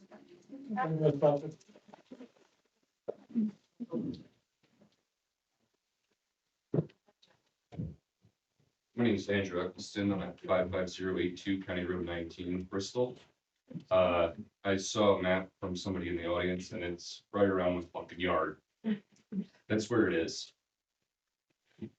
Look one way, there's gonna be data center, annexation, whatever bullshit.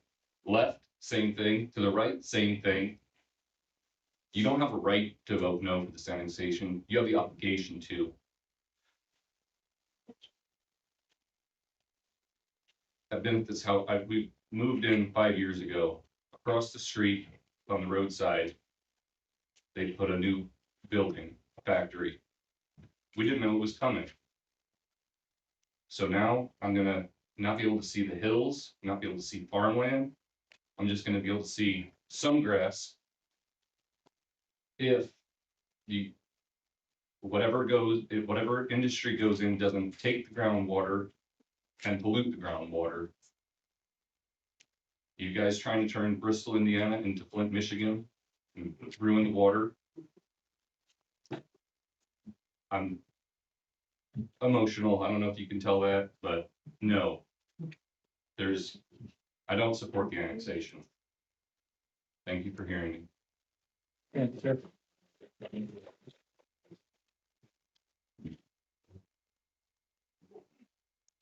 Hi, my name is Abigail Maya.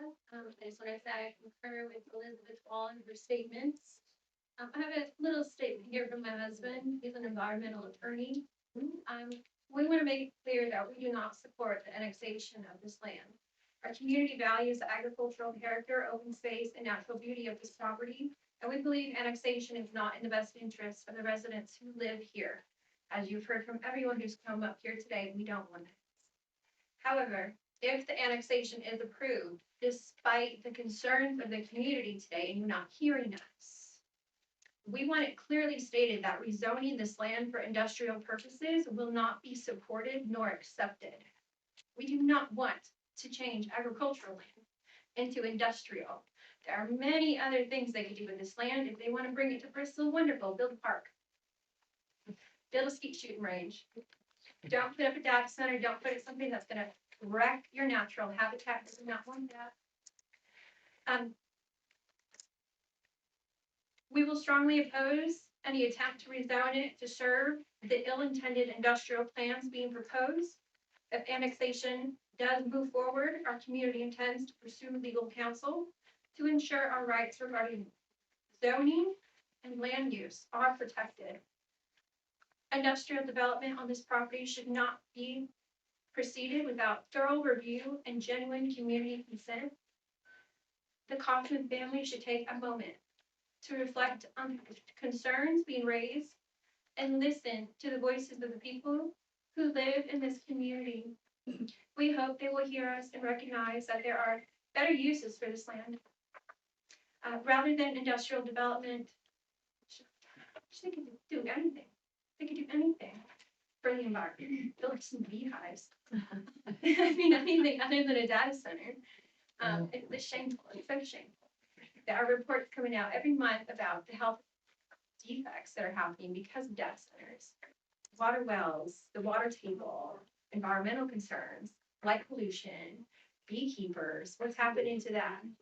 Animal migration, bird patterns, I mean, you name it. Data centers are not good for the environment, and studies are coming out every single month about this. We don't want their land, and if it is annexed in, change the zoning of what you're annexing in to agricultural. We do not want industrial here for 6 months. Thank you. Thank you, Abigail.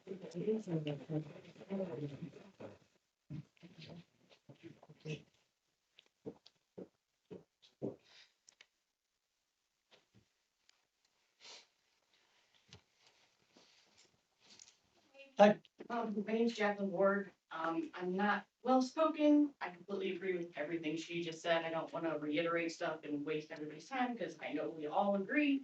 We all feel the same. You live here, you're in this community, you're hearing how we feel and what we think. And I hope you'll think about not just, I hope you'll think about your families and everybody else that lives here and the long-reaching effects of your decisions because we all care. That's why we're here. We don't want this. I hope that you'll listen to us. Thank you, Ms. Ward. Thanks.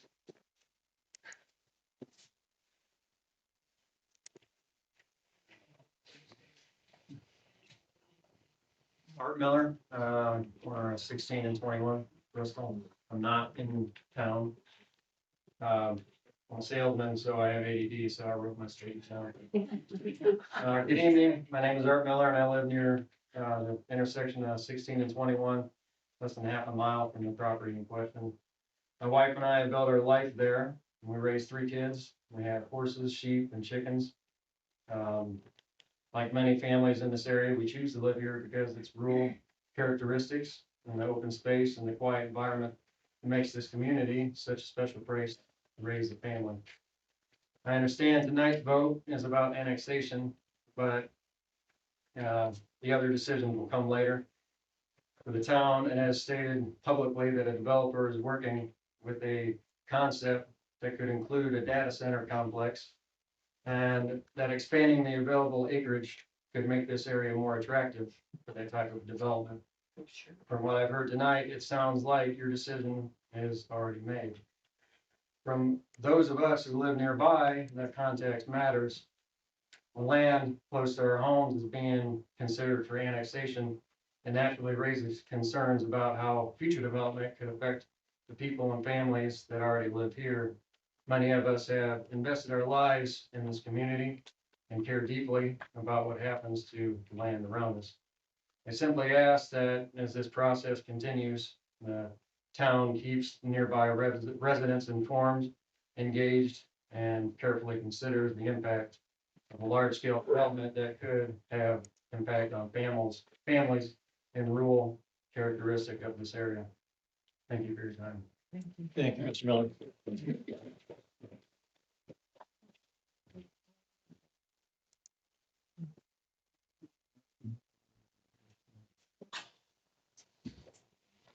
Hi. Brittany Herman, 19050, County Road 14. So we built our house about 5 years ago now, and I learned after our house was up that you guys had annexed the Wilhelm Farm into town. So for the last couple of years, once I learned about the data center, I had to worry about when you guys were going to plop a ginormous data center a mile across the street from my house. And I have 3 kids and have heard all of the data that basically everybody else has heard that it's not good. There's I think 90% of the data centers have only been around for 2 years, and the data that's coming out is so new, but everybody's trying to say that this is good for this, and nobody really knows. And Mike, I know you're trying to push it pretty heavily, your name comes up a lot. And when you talk about Bristol, one of the things that people used to think was that this was desirable. Now you drive in on State Road 15, and does anybody think it looks desirable with those ginormous, ugly, rusty poles? Right in front of my house. I mean, it looks awful. So now, this morning, when I was sitting in my driveway at 5:50, I can see the floor lights, and it was foggy, and I'm like, couldn't see the floor lights, couldn't see any of the industrial lights. And I'm like, wow, this is the most beautiful my property has looked in a really long time, because I could not see any of the light pollution. I couldn't see any of the factories. It was beautiful. And now you guys are considering annexing more land to make it more undesirable for everybody that's in this town. So I'm saying with everybody in this crowd that votes no against this.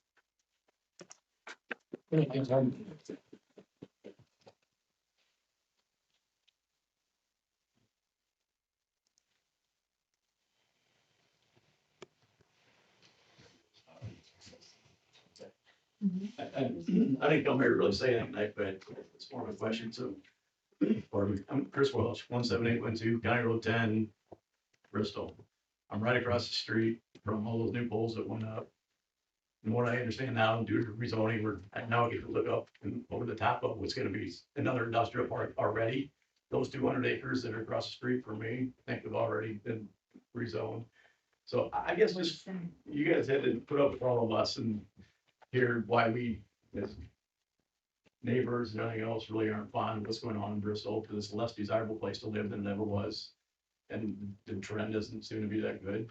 So I guess, if you guys can, you're kind enough to listen to us, and we all appreciate that we at least can voice our thoughts. Could you guys maybe share with us a little bit out loud while we're all here, just to tell us your logic and why this is so good for Bristol? I mean, because that's what you're doing, you're representing what's good for Bristol. So can you just help educate us? Maybe there's something that you guys know that we just really don't get. So could you maybe help share us, just take 5 minutes of our time or 10 minutes here, just so you guys tell us what is the benefit for those who live in this community? And maybe they'll help us understand. Could you do that? Great idea. It's a question that was put out to us. It's not that we've decided yet. Yeah. It's just, I mean, Yes, ma'am. it will be decided, first reading tonight. Yes, ma'am.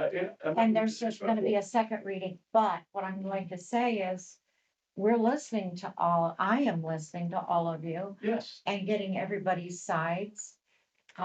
It's not that we've already made up our minds, and this was a request Yes. by somebody, and we're just putting it before the public at this point. Are you allowed to come to this podium and give, since you're a Bristol resident, can you give us, that's what he's asking. What are your thoughts as a Bristol We resident? are all Bristol residents. Well, why don't you come up to the podium and tell us, talk We to will us. like to vote. I didn't mean to say that your vote's made up, but what you're gonna be voting on, you have to have some thought before you cast your vote. Yes. So all we're asking is, could you share your thoughts? We shared our thoughts with you. I'm just asking for you to share your thoughts. So, when we understand that there's gonna be an outcome of a vote, which we're gonna hear about. After the vote, yeah. Yes, but it's, so I'm just asking for what is the benefit? Because we're not really understanding if, I'll say, if the vote were to go positive, Mhm. After the motion.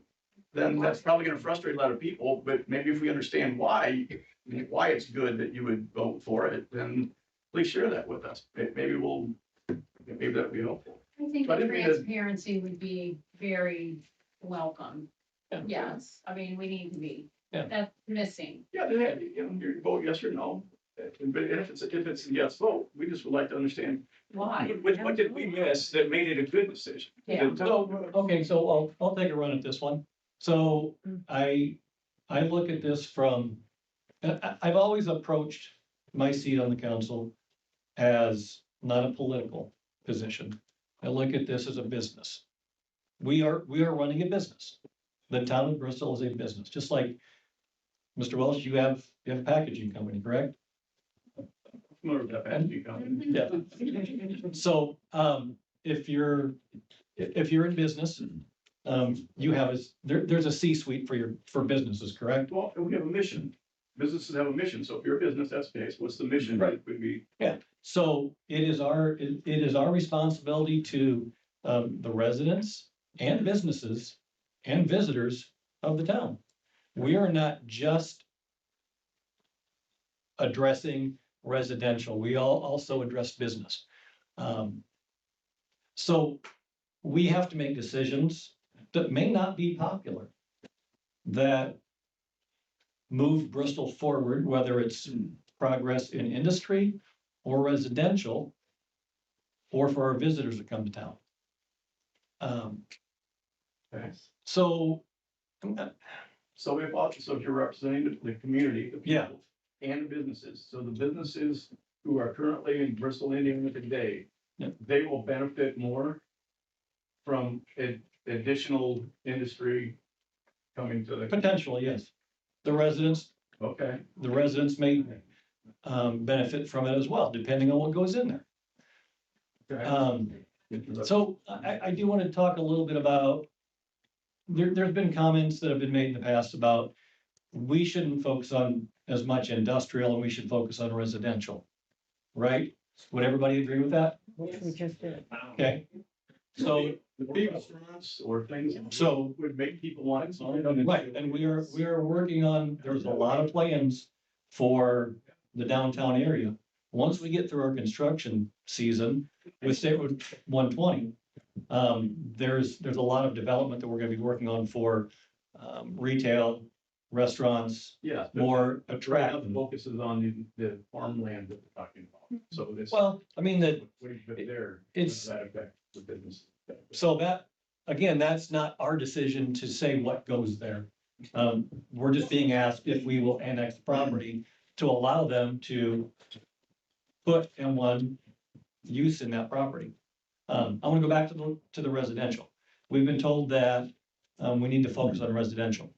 This council and Mr. Yoder, we have tried. We have reached out to multiple builders for residential property. And it is prohibitive because of the cost of the land. The other thing is, we just went through a rezoning request for residential 2 months ago. And what did we hear from the community? No, we don't want it. It was a very resounding, we don't want residential in town. Now, well, not where it was, I agree. But it was also the density that was concerning for some residents, but it was a resounding no. Just residential, period. So it's not that we're not trying to get residential into our town. We've tried. We can't get builders to come here. So we've tried that. But we also need to look at commercial. So Can I ask a question too? Sure. I'm sorry. No, that's okay, you're fine. We just approved I it. don't mean to challenge anything. Yeah. And it's a goofy thought, so I'll share a goofy thought.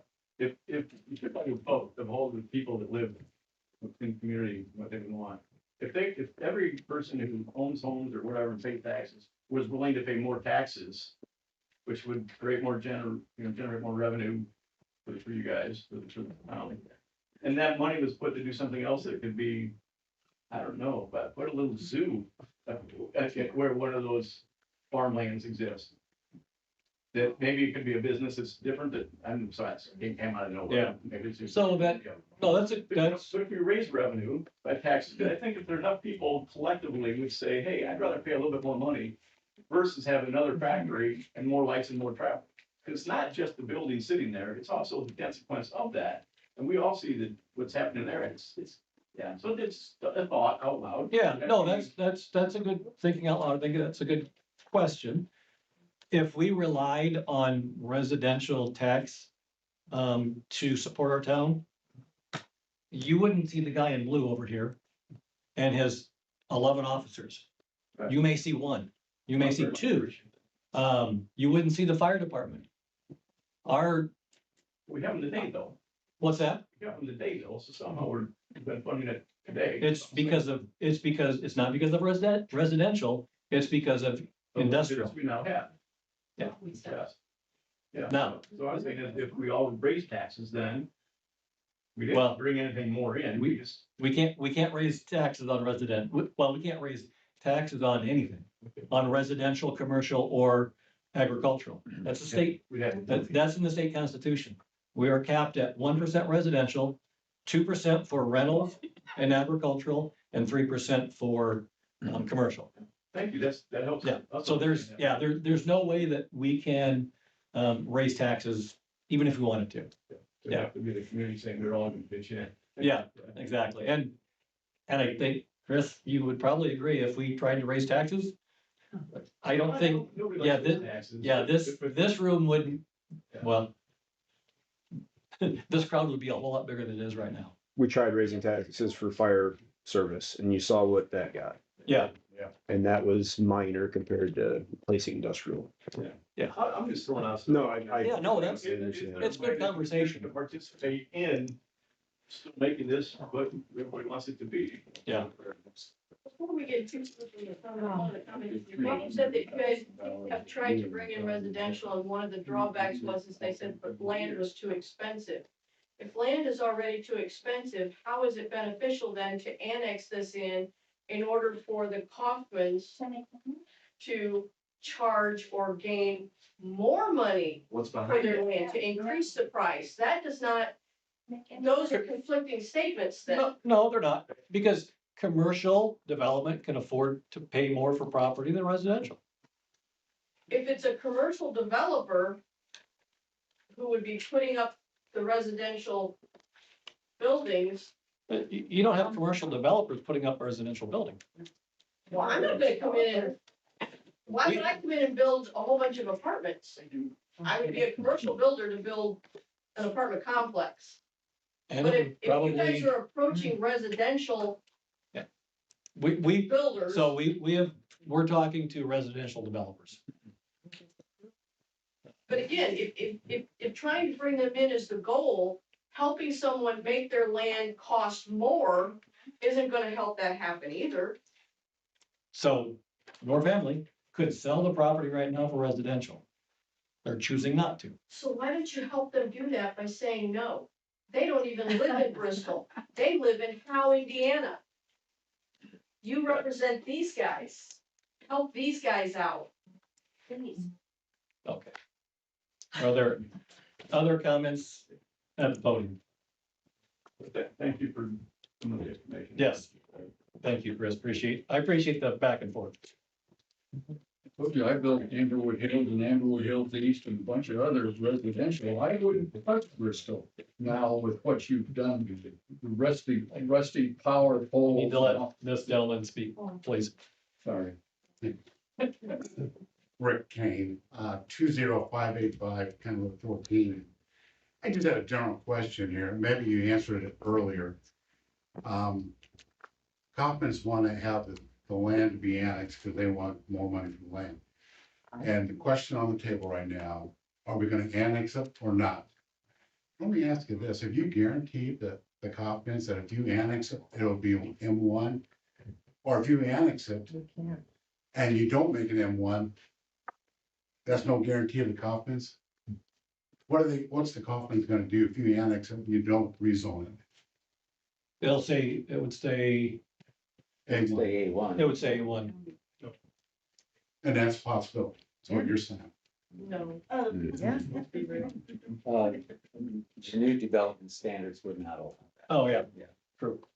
We have new. You haven't guaranteed the Kaufmans that you're gonna No, rezone. no, we've not guaranteed anything. So they're running a risk that you may not rezone it. That's Correct. Or annex. They don't have a risk. Um, There's no risk. They own the property. Right. Yes, there is. to Ms. Harmon's point, It's still times what they paid for it right now. Oh, I. so we'll go back to Ms. Harmon's question when she got up and talked about the property. When the Wilhelms came to us for a rezoning, what did we say? We said no. They asked for a rezoning to go to M1 and we said no to that. So So what's the town gonna do? They're gonna provide services for that land, if it doesn't get rezoned? if it's annexed, yes, we would. We would have to provide water and sewer. There was a portion that they said no to for the M1 zoning that was around August, September. Yeah. Yeah. So they were still trying to rezone some of the Wilhelm Farm to M1. It's still A1 right now. Mhm.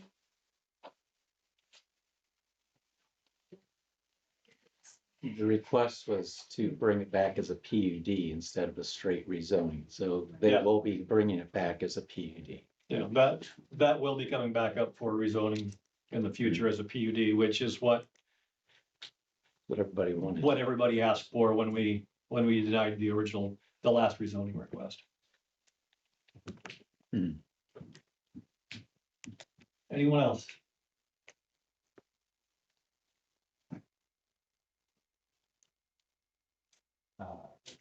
Matt Sweet, 19911 Boulevard. My house is right next to the farmland that we're talking about. My house is also about 1,000 feet or 2,000 feet south of the property that already zoned as a data center. So I'm right in the corner of all of this property that you're talking about. And this affects my quality of life, my investment in my home, sound, light, pollution, all the stuff everybody's already talked about. I have a problem with the fact that you already rezoned the one for a data center only. I'm looking at all of you, okay? And then just by matter of fact, there's all this other land that's right over here. That 200 and some acres or whatever it is, that's north 400. And now all of a sudden, this family comes to the Kaufman family comes and says, hey, somebody's offering us some money to buy this.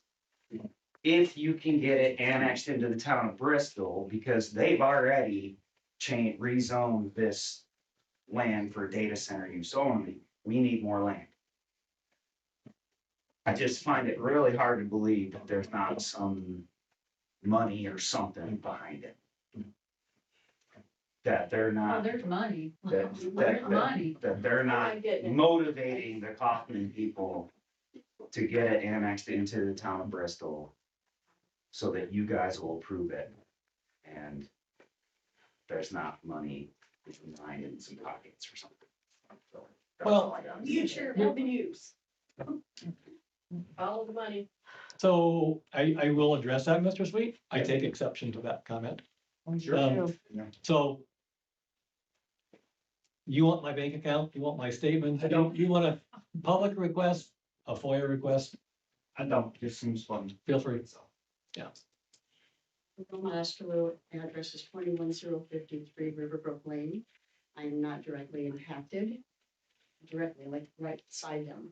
So my question too, we're talking about revenues. So will these people, well, first of all, let me ask, how many of you sitting here will be impacted by that data center?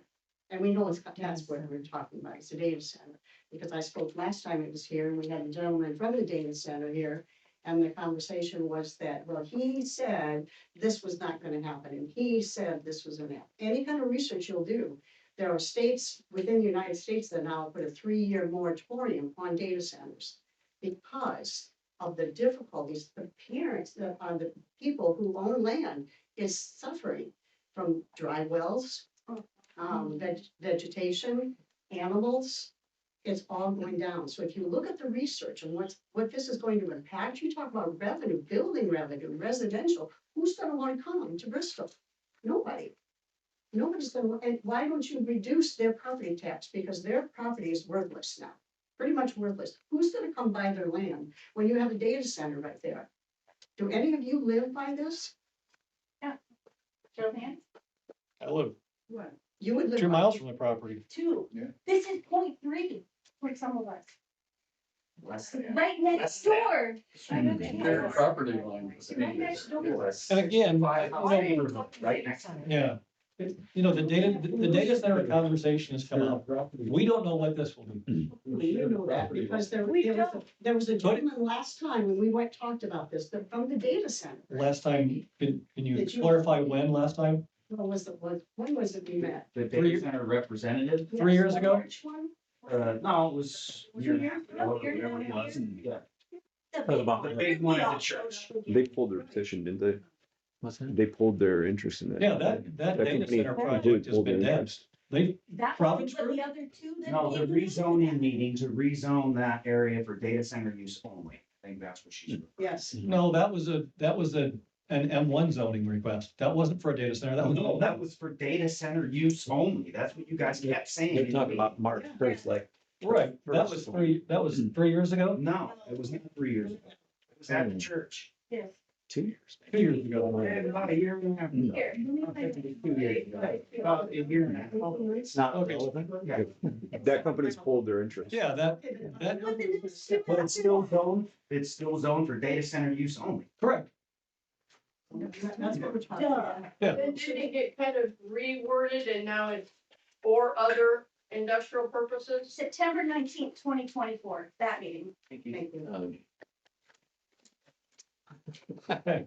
No, the zoning still stands. To the question, it has a data center only zoning change, that language hasn't. Yeah, still the same language. From that rezoning meeting, it's remained a data center only property. And so what they're asking for now is that whatever, the G. was The it DPUD, yeah.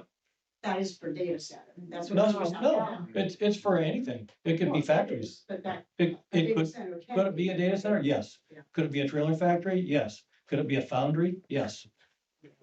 Oh. Could it be a solar farm? Yes. Yes. Wait.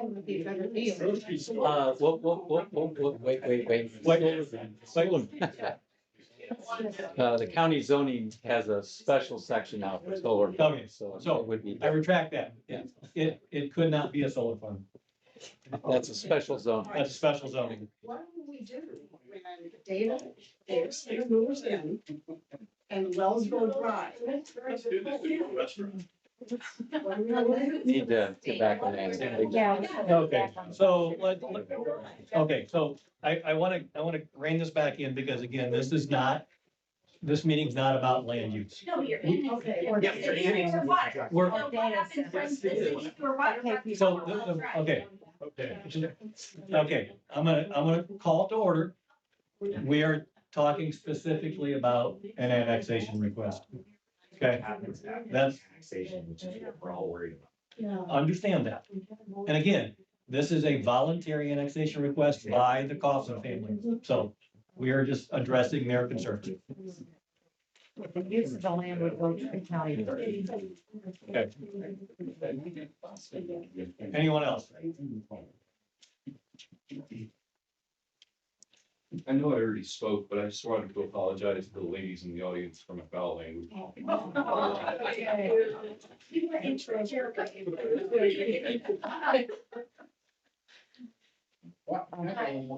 I'm Madeline Thomas, 2030 County Road 14. I'm just genuinely curious if you guys have plans for who will reimburse the citizens' loss of property value and loss of quality of life. Have you thought about that? Do you have an idea of the fact that nobody should pay more taxes for what you build there if it's industrial manufacturing? Because you have effectively ruined their and my mother's home and value of her property and everyone's property here. Right across from you there, 20380, County Road 14. That's a genuine question.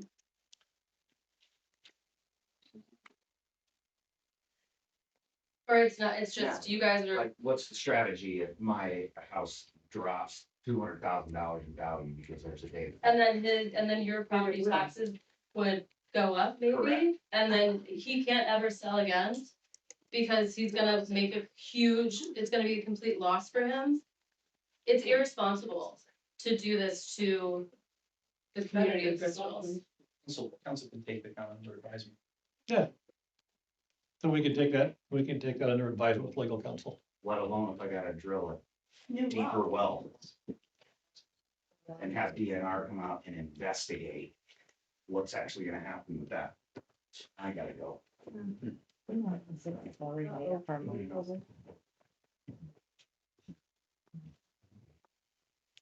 My name is Kathy Kane. I live at 2585 County Road 14. And I live in Tom Fletcher, and he's one of the reasons I decided to get up here and speak, because I wanted to say words. I came here in the 80s. I taught at Heritage Middle School. I had top son in my class. That's when I got to know he and Dana.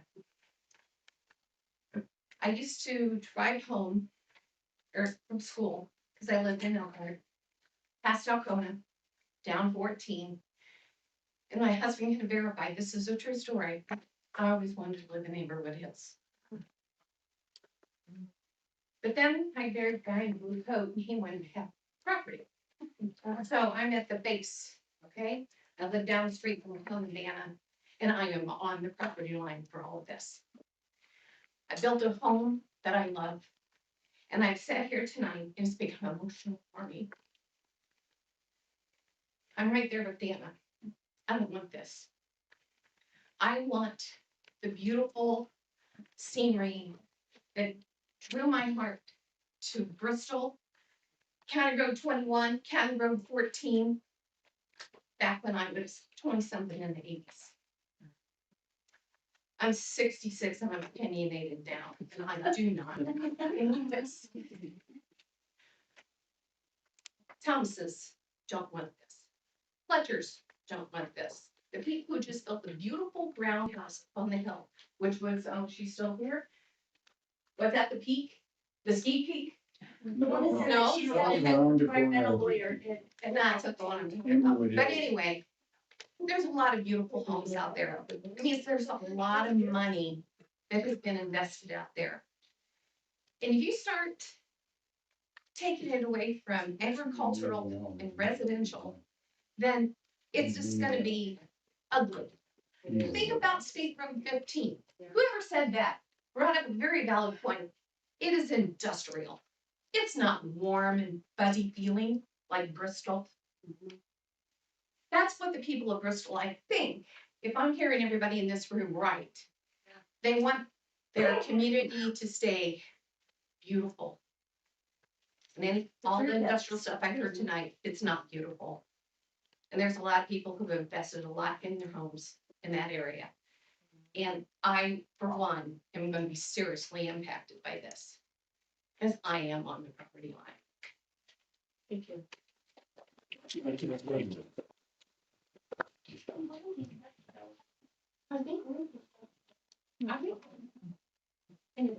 Ranger? My name is Helen Calvin. I live at 707 North River Road, and I live nowhere near this, so I won't be as impacted as all these other people. You guys have taken a lot of heat in the comments that have been said, but the real people who should be up here answering some of these questions are the owners that are trying to annex this. They should be up here answering these individuals' questions and concerns, they don't even live here. So they won't be impacted, no way, no how, but they will. And I'm a resident of Bristol. These individuals have come up here and they've poured their heart and soul out.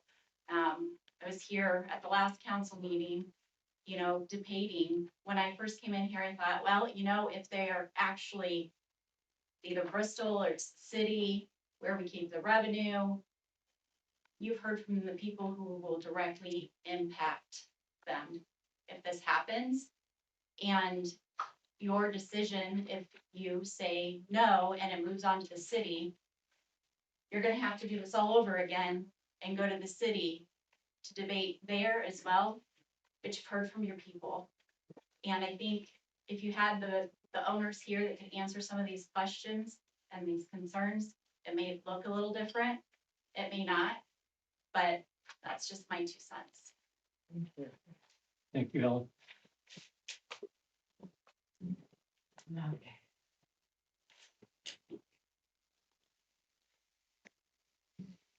Anyone else?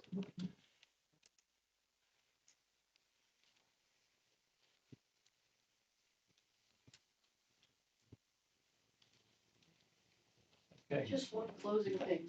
That's what, Real quick, I want you to take a whole 3 minutes. I want to thank you. You know why? Because one thing I've noticed while I'm watching this, I can't see you guys as well because this thing's in my way. I can see you. You're looking us in the eye. You're listening. I don't know if you're hearing us, but I know you're listening at least.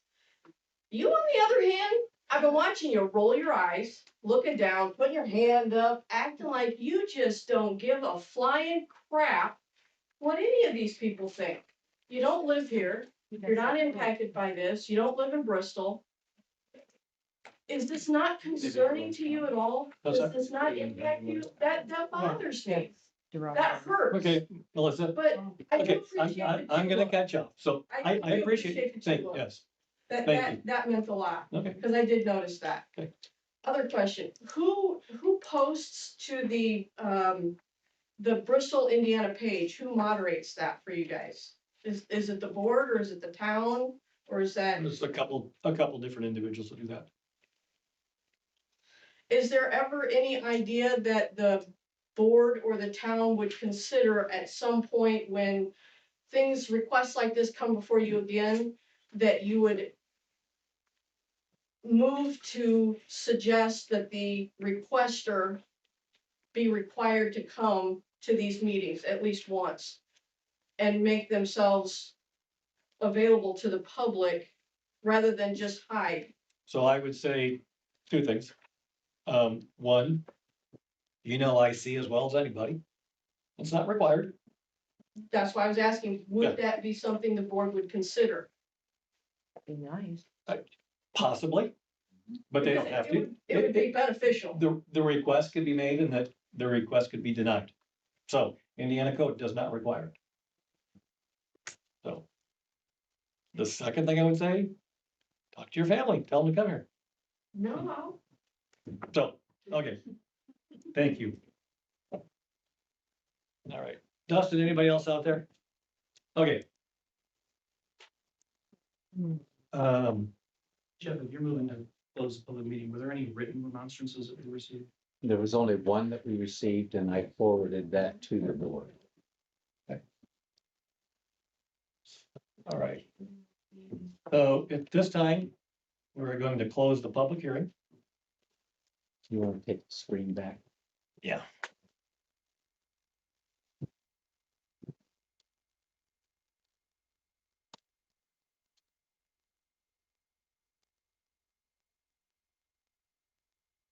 So we've come to the point where the public hearing is over. Now it's before this board to make a decision. As I said earlier, we make decisions that aren't always popular. Sometimes we make decisions that people accept. Sometimes we make decisions that people don't accept. And Melissa, I did listen. And have taken a lot of the information in, thought about it. Personally, I don't know, council, if anybody else wants to make comment before we move forward, but, Yeah, I do. yeah. I just don't like being presumed that we've already made up our minds. Yeah. That's not fair. I mean, that's why you're here. That's why we're here, to hear what you have to say. And I don't like being presumed that just because I'm sitting here, you guys know what I'm going to vote. You don't. And I appreciate all your information, but I don't think that's quite fair to say you've already made up your mind. That's not necessarily true. Thank you. Doug, you wanna make any comments? No, I agree with Kathy. You know, I've listened to everybody. You know, I've lived here for 30 years. I've lived all over the country. I love this place. That's why I sit here. So I've listened to everybody and I'll take that into account.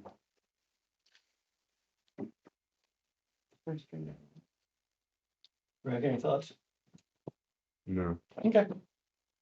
All right. So next order of business is, I will call for a motion to hear the request for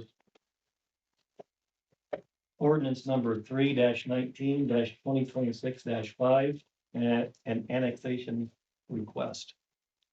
Is there a motion on the floor? For clarity, this is a motion to advance to. Sorry, yes, this would be a motion to advance on first. Or to approve, to Advance to second. advance to second, Which would happen the next meeting. which would happen at the next meeting. The 19th, Yes, next meeting. okay, Is that an open meeting as well? it is. All of our meetings are open. Yeah. The only time you wouldn't have an open meeting is an executive session where we're talking maybe about personnel issues. Or there's other criteria. One clarity on the public aspect of it, though, the meeting is open to the public, but on second reading, the same public hearing component is not required. by statute. Yeah, so we wouldn't reopen a public hearing again. So, Could you have it at a place where more people could come in the door? this is where we hold our meetings. Yeah. Okay, so, again, I'll ask, is there a motion on the floor to advance the second reading ordinance 3-19-2026-5? I'll make that motion. Okay, motion to approve. Is there a second? I'll second. Okay, motion by Doug, second by Greg, open for discussion. No further discussion, we'll take a vote. Doug DeSmith, Yes. Kathy Burke, No. Greg Tulski, Yes. and Jeff Beach is a yes. Motion carries. All right. I would like to, again, thank everybody for your participation in the public hearing. We do have additional items on our agenda, so Alex. Thank you, Kathy. Thank you, Kathy. Just be fair next time, please. Um, Don't assume. we can, the last item of business I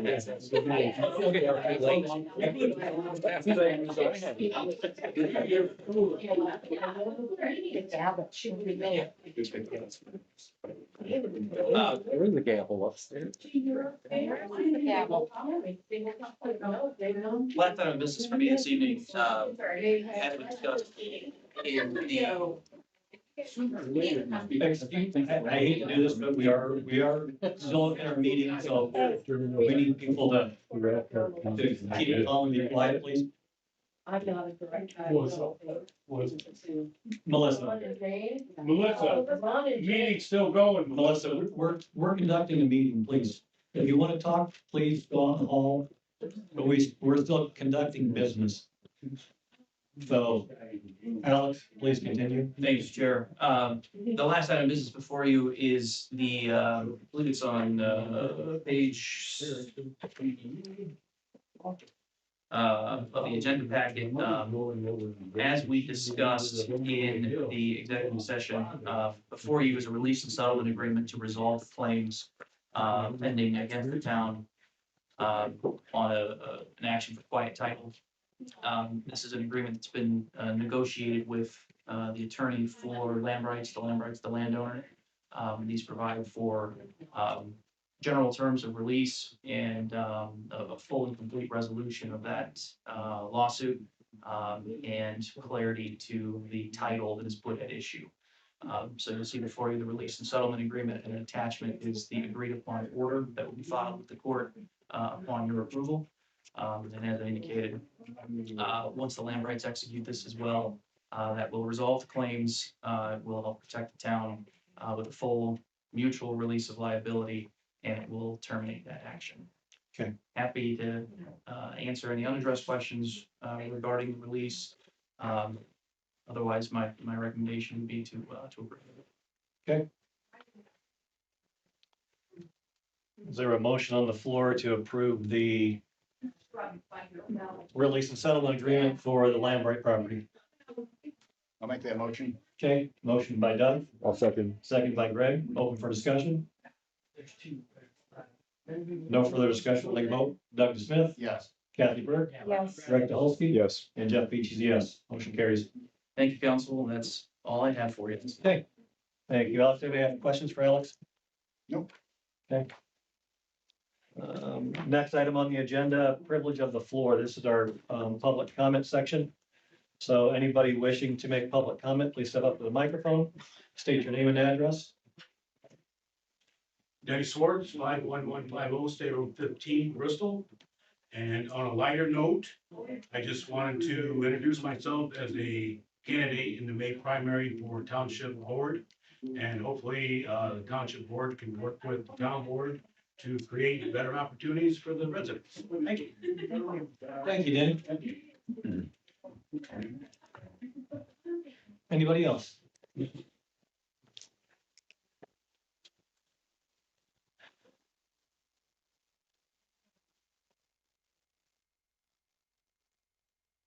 It's still Lester Otto. Lester. I still live at 18686 County Route 23. I want to publicly thank the EMS crew for last Black Friday. I was at home relaxing, and my wife said, "Lester, bring the Christmas tree upstairs from the basement." I brought it up to the top step. And the next thing I knew, I was on the bottom step and was getting a ride to the hospital. Oh. A 3-night, 3-day stay, 24 staples across my head. Oh my gosh. And there was a lady driving the ambulance and a guy, I don't know their names. It does matter, but I don't know their names. But if you remember, that was a snowy day. And there was lots of bumps and slides and stuff getting to the hospital. And the technician put the IV in my arm on the first poke and never missed a beat. And that crew needs to be complimented. There's Nick right there. Their boss is right behind you. I'll let them know. Okay, well, I didn't see you there. I got here. But it was awesome the way they took care of. I mean, I expected professionalism, because that's their job. Yeah. But one thing I wasn't prepared for was the kindness that they showed to me. So, thank you. I will let them know. Thank you, Lester. Thank you, Lester. And I assume you've recovered? I'm still upright, vertical. Okay, well, that's good. Yes, I recovered. great. Sorry you went through that, but I'm glad we had the crew that we did. And we are thankful for them every day that they are here to serve us.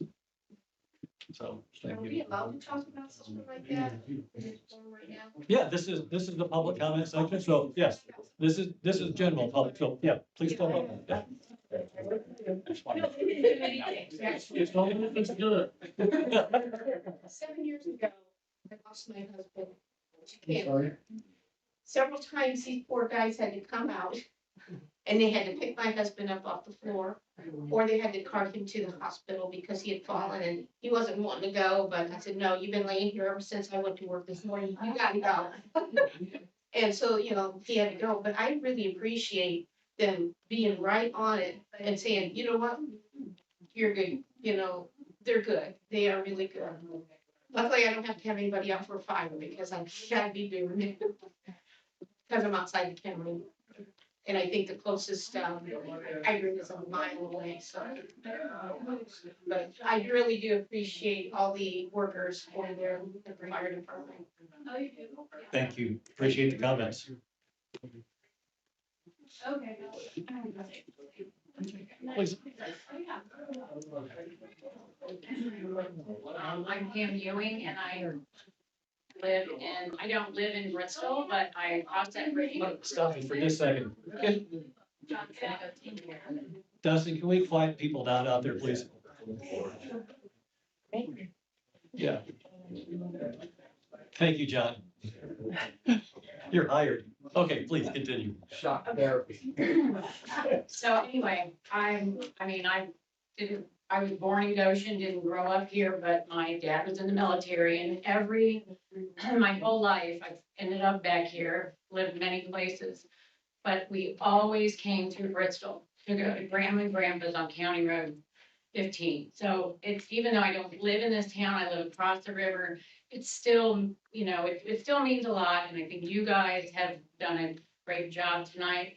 But this is such a hot button issue. And there's so many, there's other communities. I have family that live in New Carlisle that are going through this and have gone through this, and there's additional data centers going up. But there's information that I even found today just by chance on it's like what the community, how these affect the community. And some of those things can be addressed. I mean, you know, thought of it in advance, it's very threatening to think that your whole environment is gonna be changed so much that you are not gonna wanna live here, you don't think people are gonna wanna come here. Data centers are gonna happen. I mean, we're not gonna get away from this. This is the future. I don't like it, but you know, that's just how it is. But I'm just, for you guys, I have this, and it will just help you. It'll help you even like navigate if a data center does come in. These suggestions from people, this is a brand new article, will help you help your community if that's what's gonna happen, and I will be happy to give you this. Please. I mean, I'll give you a copy, Yeah. because I wrote a lot of notes. Okay. Because we're gonna have this in Dowagiac, Michigan too. So that's another reason I wanna see what are we up against, but it's just, I mean, I don't like that it's gonna happen, but it's gonna happen. I mean, this is, I don't see how we could tell somebody not to wanna make money off of their property either. But what I am concerned about are these companies are multi-billion-dollar companies that we don't even know what the names are. I mean, you're not gonna see the names in the news or anything like that. These are companies that are selling blocks of, you know, data chip areas or whatever, so they can, you know, do their AI thing. But they're the ones making these deals. And so they can talk to somebody who they think, are these people don't live here? They find things out. But it's a little, I mean, they're smart and they're sneaky, but this will help you. So you cannot be, I mean, you just don't want to be taken advantage of. I know you don't.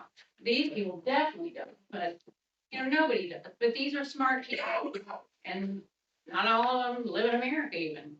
They could care less. That's all I have to say. Thank you. Appreciate your comments.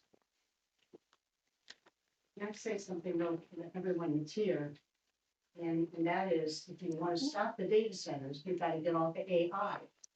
You've got to not use ChatGPT, none of that. get rid of it. We Okay. have the power Oh. to change this. Anybody else for the public comment section?